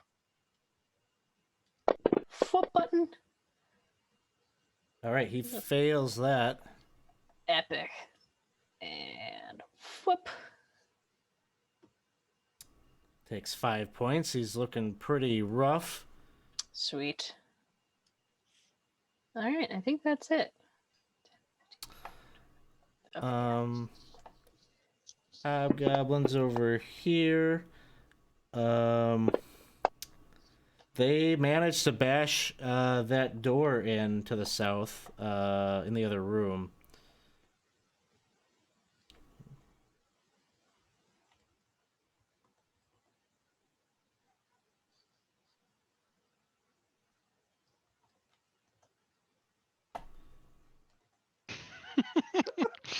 There's no sleeping hobgoblins here. Don't worry about it. Make a Yells. I don't know. What do you think? Deception check? Sure. Sure.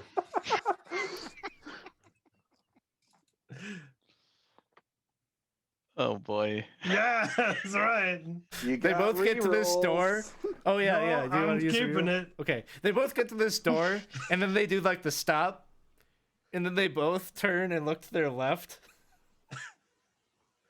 and like they don't have really any action economy left, but they're just looking at each other with a quizzical like, okay, we know that that's not right.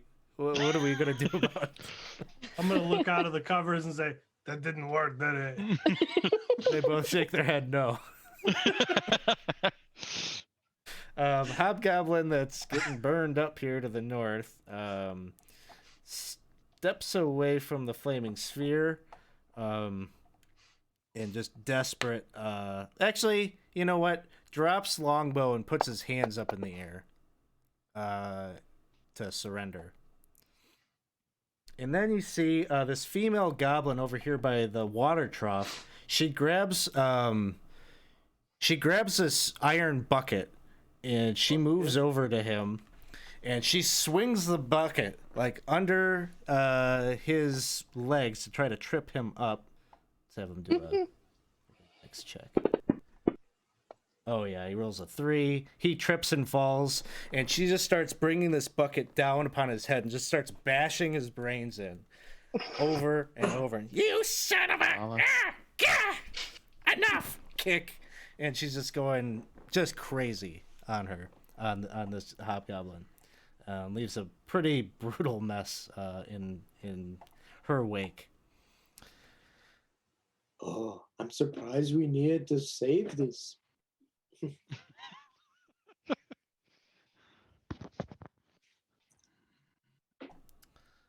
You notice all the other goblins in the room are kind of turning to look, seeing that their queen is getting a few swings in here.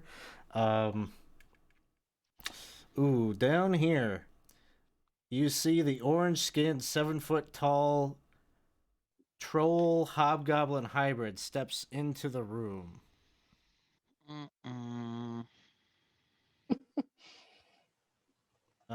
And is just kind of hanging out there, and is definitely casting a glare over to the bed where you are. Alex, I can only see one hobgoblin token in the room, and I Oh. don't see any on the combat tracker. I think it's probably now they're I see still the invisible. tool. Okay. There we go. Got him. Great. Yeah, so he's just in the room. He draws his longsword,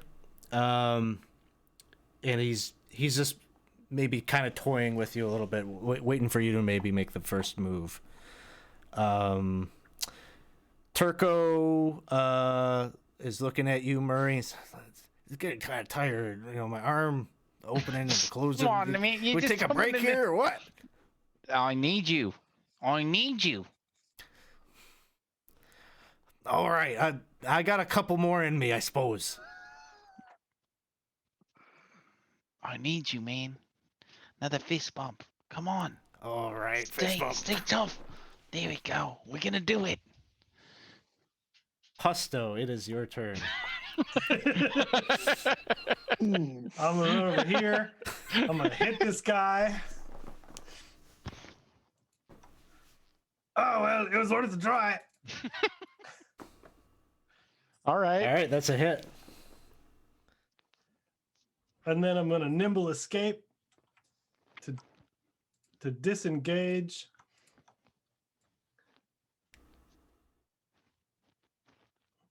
Hey guys, they're through the door and didn't trick them. Does the nimble escape let you move through there? No, I have to move the diagonal. I guess that door does. I can't move diagonal through there, can I? I don't, not through that door. Although the other door is open. Yeah. So let me think. I want to uncover that. Yeah. I'm not gonna attack that hobgoblin then, because I was thinking I could get through there, Sure, but with the sure. where the door is, I can't. So instead, I'm gonna run this way, and I'm gonna take the attack on the Thule. All right.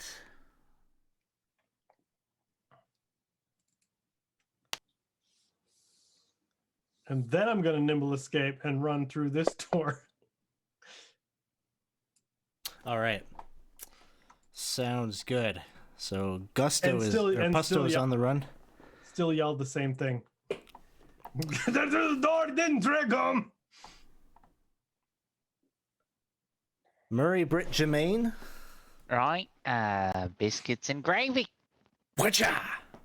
And I open it and I see another hobgoblin getting beat with a bucket. Damn it! Everything keeps on dying before I get to shoot it. Ow! Ow! Surprise! I guess I'm shooting at Hobgoblin 1. Wait,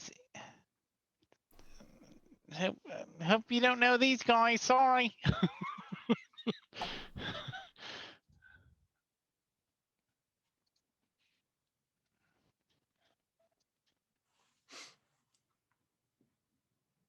Crap. Goodbye. Close the door. Close the door. Right. I'll do the stealth attack. Did you get him? No. There's more. It's okay. But it's okay if I keep on. I'm doing my part here, man. Okay, good. All right, you keep on doing it, and I got your back. Quiet now. There's more baddies here. There's What is up something with behind me? Why are you gonna have my No, no, back? No, you get it. What I'm saying is, what is up Oh. with those the undead looking ones? Oh, I don't like them. Is it one of those here? Yeah, quiet though. Oh, okay. We'll be okay. I hope. I don't know if I want to open this door if one of those are around. I don't care how much bacon and eggs or whatever biscuits and gravy you got. Professor, it is your turn. Preston will say, Goblin King and Salicians, by order of Queen Cake and the rescuing of the previous queen, you're hereby free to go. That's what he's going to say. And I was like, but stay there for just a second. We may have more company. I will be right back. And I'm going to start moving down to the corridor. 5, 10, 15. Oh, sorry, Pico. 20, 25, 30, 35, 40. I'll dash. 5, 10, 15, 20, 25, 30, 35. You hear the Goblin Queen kind of speak up. Well, now that's a really strange, confusing liberation.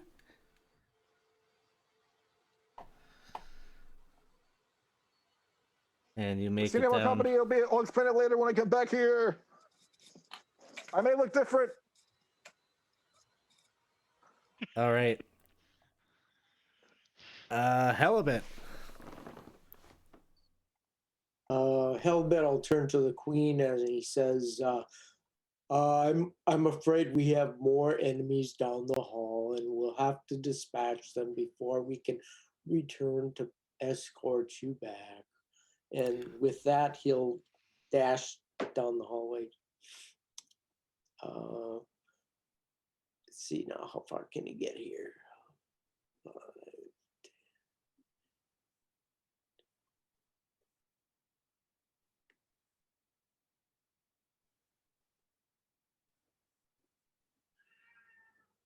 I think he can get to about there. All right. Sounds good. Back to the top. Pico. Pico is going to scoot the fireball. Excuse me, miss. And pretty sure this was 30 feet. And he's going to make some headway down here, but he's going to hang back a little bit so that way until he gets his fireball down the corridor, he's just going to kind of hang out. All right. Are you able to move that token? I have been, yeah. Okay, cool. All right. Hobgoblins are then up, and these two are, rather than chasing after Pusto, they've got a professor to deal with now, so they're going to take some attacks. First one will miss. And second one... 21. Oh, shield. Yeah. Gertella is just running down here 5, 10, 15, 20, 25, 30. Bucket in hand. She just gets right up next to you, Pico, and she's like slamming it with her palm. She's, okay, how many of them are there? Let's get them. I want to bash them. Okay. Okay. Really Yes, good at Your bashing. Highness. Okay, I don't deny it. you're The other really good. goblins are not so eager to get into any situation. They're all emaciated and overworked. But now is the Thole Necromage's turn.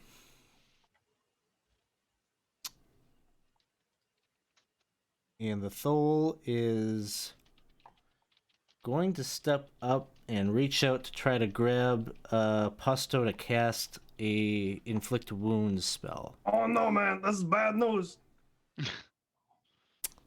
I don't have this programmed in. This roll has a +3 on it. 18. It's gonna hit. Let's see. Is it 3D? Halibut, Cliff, you just cast it. How much damage does the inflict wounds? It's I think it's 3d10. I think That sounds right. Yeah, it's 3d10. Do you use a shield, Ed? Yeah, Then you have protection, right? And you have chainmail. I do not have protection. I have defense. My AC is 19. So that I rolled. He said it was an 18 plus 3. 15 plus 3, so it was 18. Oh, then I missed it. Then I I missed it. Okay. I thought you were saying the roll was an 18. Gotcha. So he casts that and doesn't quite connect. Senator Sands. We skip through them. Turco just starts to yawn. He's all right. No, don't. You're doing great. Well, you want to help in some other ways? No. Sorry. This is good. This is a good job for me. Pusto, it is your turn. All right, I'm gonna nimble escape and I'm gonna bolt, so 60 feet away.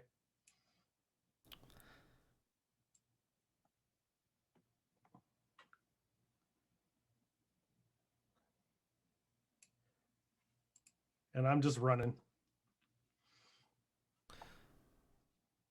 Next up, Murray.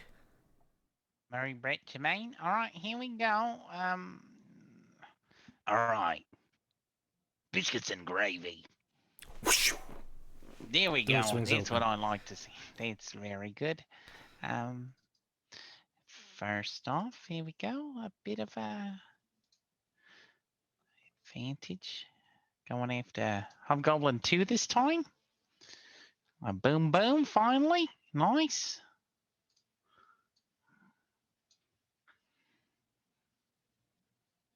That one goes down. Why? You close that damn door. Let's do it again. I mean, it's gravy and biscuits. Keep it open or close it? Close it. We need a different word for closing. Well, biscuits and gravies to open. It doesn't work if I have to explain it on it. Come on, man. We need a better system. Close the door. He closes the door. Thank you. Professor, it is your turn. All right. Who wants a nice shave? Oh no! Oops! It's has it really been a minute already? My boy, come back. And I'm gonna recast Blade Song because no. Yep. I'm gonna move into the room and I'm gonna stab him with the short sword of destiny. Oh. Okay. That's it. Helibit. Elibet moves over here and he'll attack the Hobgoblin 1 there.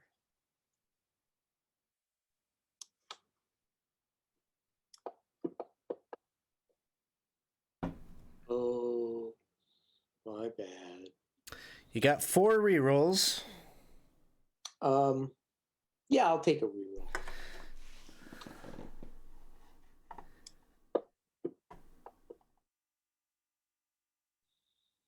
$23 hits.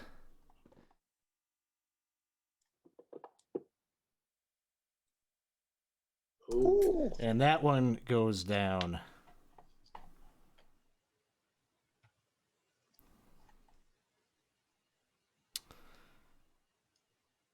If I can find him. There he is. Okay. Back to the top. One thing remaining. Pico, it is your turn. Yes. It's going to be faster for me to just drop the spell and recast it. So I'm going to move the sphere over here until it's time to recast. Is dropping a spell an action or a bonus action? You could just drop concentration. Oh, okay. And no action economy effect. Oh, okay. All right. Then I'm gonna dash over here, and that'll be my turn as I count this out.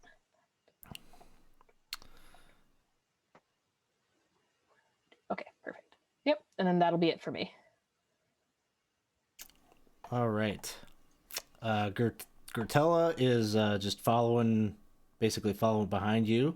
As she gets right in here on the door, she just starts like kind of bashing one of these dead hobgoblins. Very violent. And we make it to the necromage, who's in pursuit of Pusto. Oh man, this is the worst. I gotta get to the trash. He's going to try to cast another spell. He's going to try to cast Witch Bolt. 20 to hit. That'll hit. Let's see, D12, I believe. So 8 points of damage. Oh shit. Oh man, this is the worst. Turco is man on the door. Posto, it is your turn. I'm gonna keep running away. So I don't know how far it is to get off of this map, and my goal is to get to the trash. Yeah, let me just measure out like how many turns away you are. Let's see if I.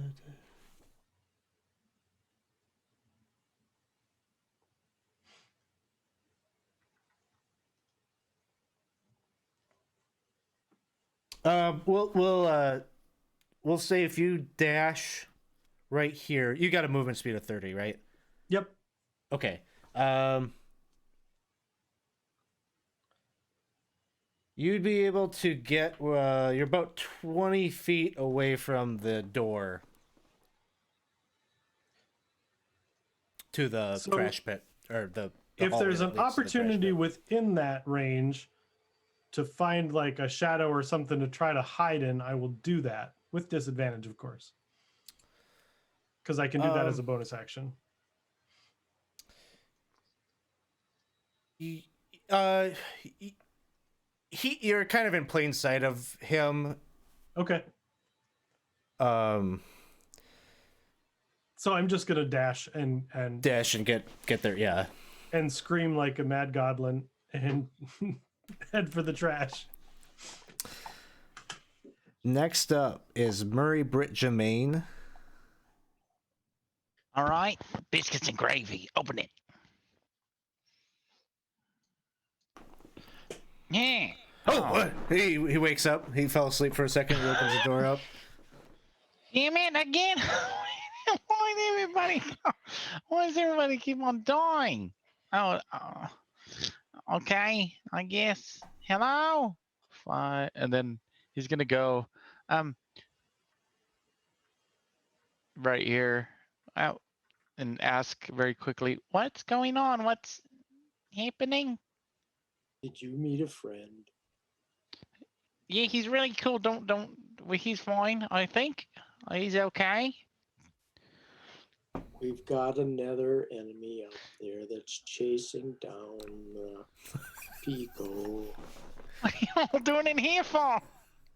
Pico's right here. I'm right here. He's chasing Pusto. Oh, Pasto, I mean. Right here. And he's gonna go, I see a door that needs closing. And he's and I guess he'll if he needs to stealth, then that'll be it. Right? Sounds good. Professor. You mean it, Dorney? Never mind.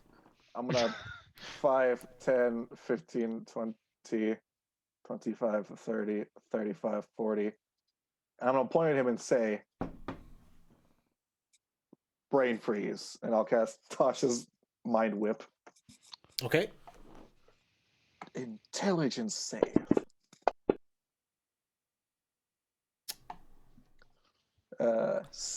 Damage. He can't take reactions, and on his turn, he can only do an action, bonus action, or movement. Very nice. And that will be my turn. All right. Next up, Helibet. Helibet's going to dash, and I think he can probably get up to about where the professor is here.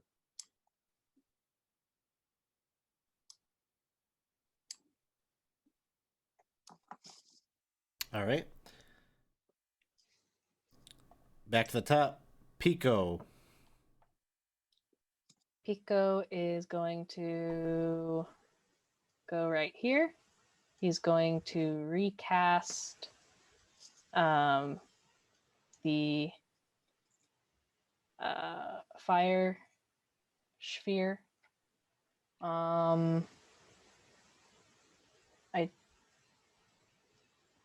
I can move it. Okay, then yeah, I'm going to schmack the Thol with the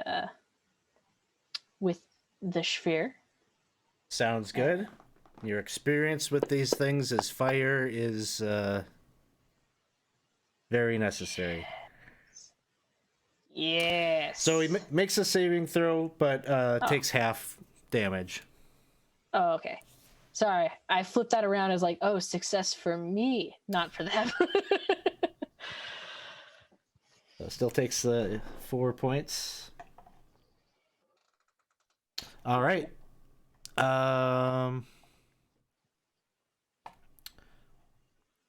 Gertella goes 5, 10, 15, 20. You see, she kind of looks down the hallway, all ready to start bringing this bucket down on someone's skull, but she sees the necromage, and she goes, ooh, and she gets right behind Murray, and is reconsidering that course of action. And we are to the necromage. So, Professor, he can do, what was it? An action, bonus action, or a movement? He can only do one of those three. Okay. He will attempt to... He'll attempt to cast a witch bolt at you. I'm going to use my last reroll on this one.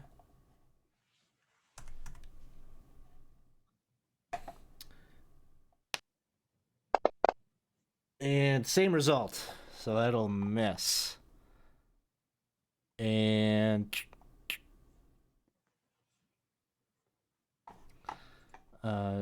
Turco, not super motivated to come open and close more doors. Pusto, it is your turn. So it was 20 feet, and then I was around the corner. Yeah, you're 20 feet away from that tunnel that would lead you to the garbage pit. That's after last round. Yeah. Or am I around the corner at this point? You're currently 20 feet away from that door. So I can. You know what? Pusto's not looking back. He's bolting for the trash. Okay. So with this movement, you would make it. You'd be in the pit. Yeah, I am diving all fully into the trash pile. I'm just gonna sit here for a little bit and see if it all blows over. Smells like home. You're probably finding some of your old things. Garlic. That's my old poop. That's not very good. I didn't think a general retreated like that. Goblins do. I think high generals retreat like that. I'm not all familiar with their customs. Yeah, they do. Oh, okay. Chris Jones is gearing up to buy the DM a million rerolls. Oh, Thanks no, for the Chris cheers. Jones. Chris Jones. Murray Britt Jermaine is your Yep, turn. it's right. It's me. And I'm going to say, it's fine. I got it. And the door's open already, so I'm just Just going to go ahead and shoot. Here we go. Didn't need your help, but it was nice while it lasted. No, don't move. It's fine. It's okay. I got it. Here we go. Bow attack. Yeah. All right, that's a hit.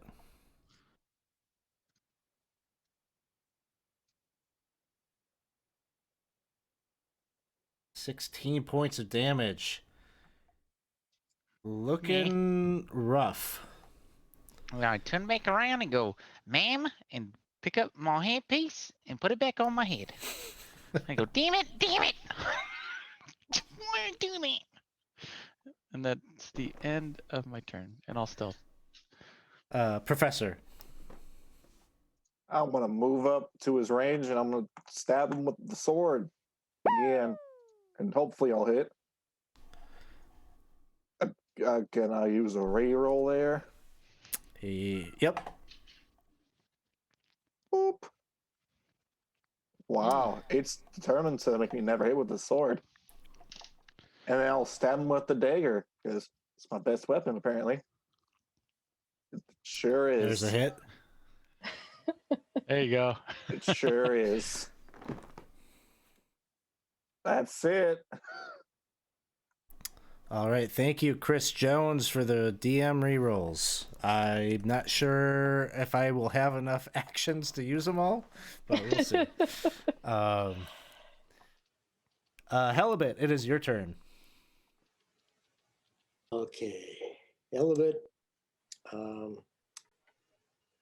moves up here and he's gonna say, we've got to put this one down now. So he's gonna cast his last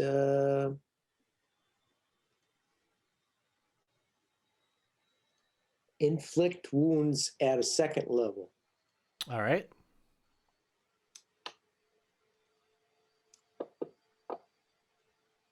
That's a hit.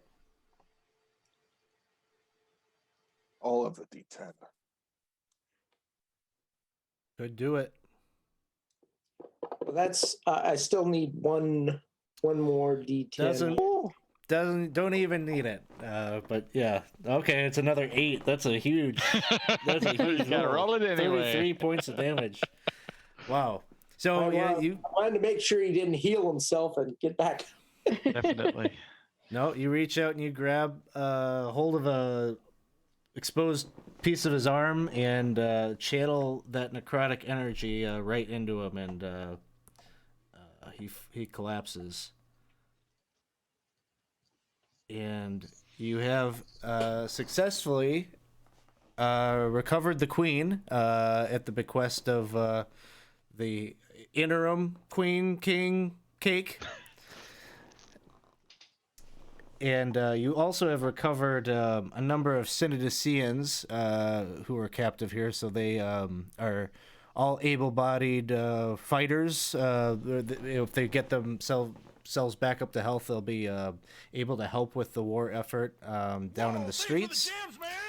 And Albinosaurus Jones, just cranking out these cheers tonight. Yeah, I don't want to get an angry call from a wife or children saying, I don't know. We Gotta pay can't eat anymore. But I appreciate We can't pay the rent. So, yeah, I don't know. We've got a few new personalities here to deal with. What are you gonna do with Turco, the hobgoblin? Well, I'm gonna go back and be, hey, all right, bud. What do you say? Come with us. You'll be okay. You don't have to open any, close any more doors. You could just.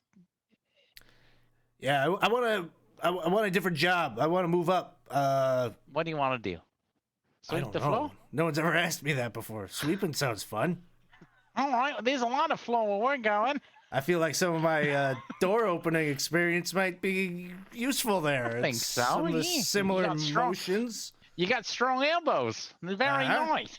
That's right. Okay, I'll go sweep your floors. I'm really happy to have you aboard. Hey guys, this actually. I want to introduce everyone. Oh, hi. to- There's a bunch of you. Yeah, hold on. Yeah, he was the one that was opening the door for me. Very nice gentleman. Ah.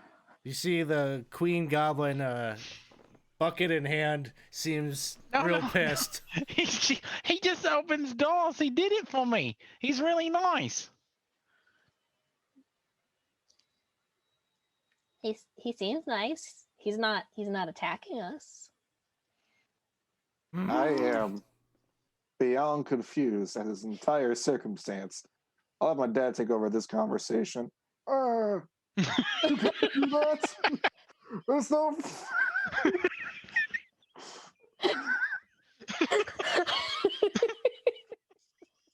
I saw like just you get super like.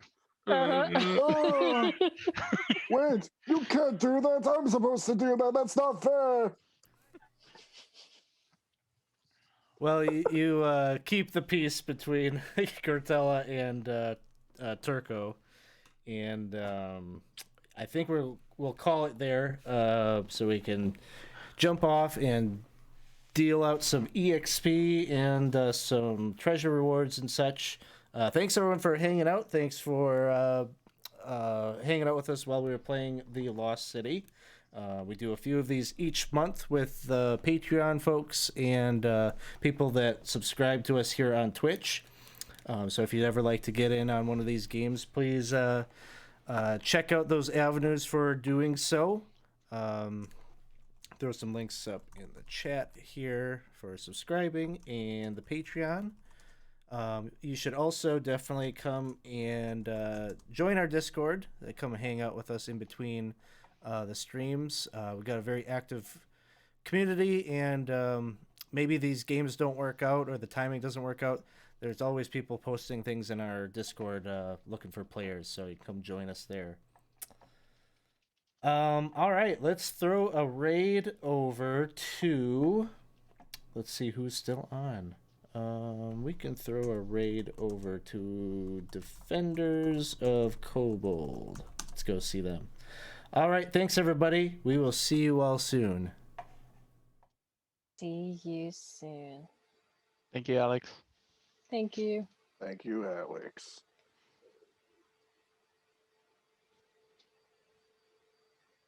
All right. How many EXP experience points are we gaining tonight? I don't know. It's really good. I mean, it's pretty good. It's pretty good. I guess really pretty good. I guess. That's really pretty good. It's really I mean, pretty that's good. I really like it. the That's way it super talks. pretty good. Southern? It's almost like Nacho Libre, but Yeah. I haven't seen that. no, yeah. If you ever watch it, it's a little bit like It draws a lot on Strong Bad. Oh yeah, yeah. Okay, yeah, that makes sense.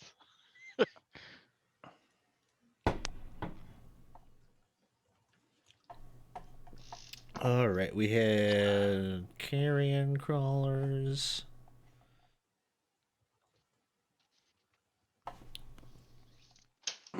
I am now officially dethroned, and my character could not be happier.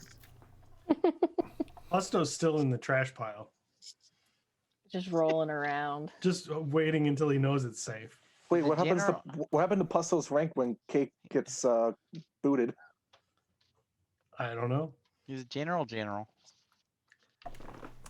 I mean, it's pretty much made up anyway. Well, isn't oppositions made up eventually? I say Not that necessarily made Pesto, up by I the say person that Pesto holds was Pesto was pretty brave, right? Shows into a bed where there's He like hid- smoldering he- corpses. He hid, went into trash, hid, went and pretended he was asleep, and then hid. I also shot some stuff in there. Okay, One of the bravest goblins I ever knew. it was pretty good. Okay, It was pretty okay. Come on now. It was not so pretty good, but pretty okay.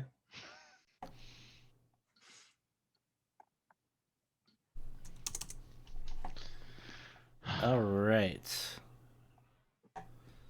So Pasto goes level 3. Pico's going to level 4. Ooh. Ooh, Halibut's getting close. oh, Getting close to the big one. Round up, round up. It's like 7. Halibut wins, we all win.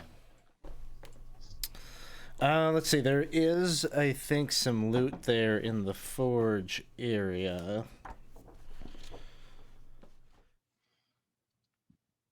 Oh, Yeah, you don't move- have. We had an immovable rod this entire time. We just put that in front of the door. I really forgot we had that. So in the forge, there are 9 rubies. Each are worth 1,000 gold. Damn. Ooh. Damn.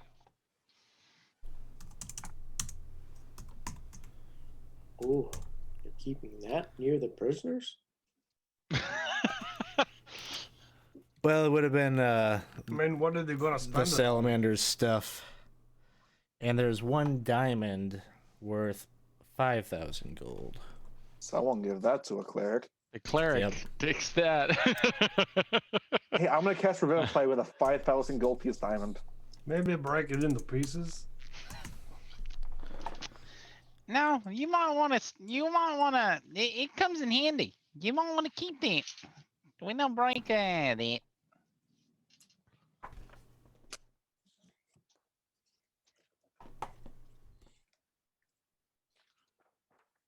Up that With wisdom nine scroll. in my head.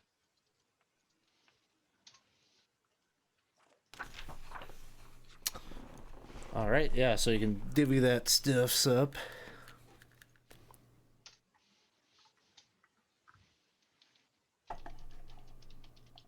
You know, spell books and spells are very expensive nowadays. They really are. I'll take a ruby. Rubies.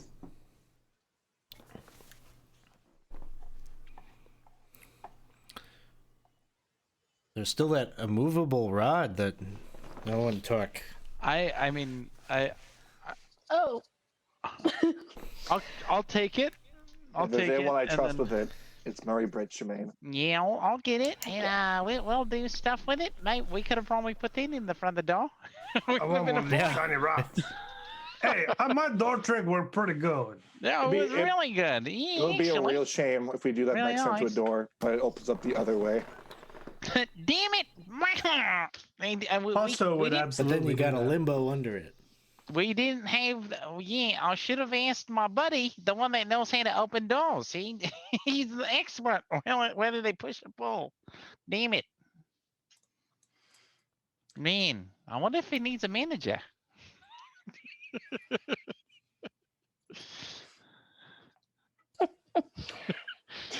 Do you need All a coming manager? together. It's all coming together.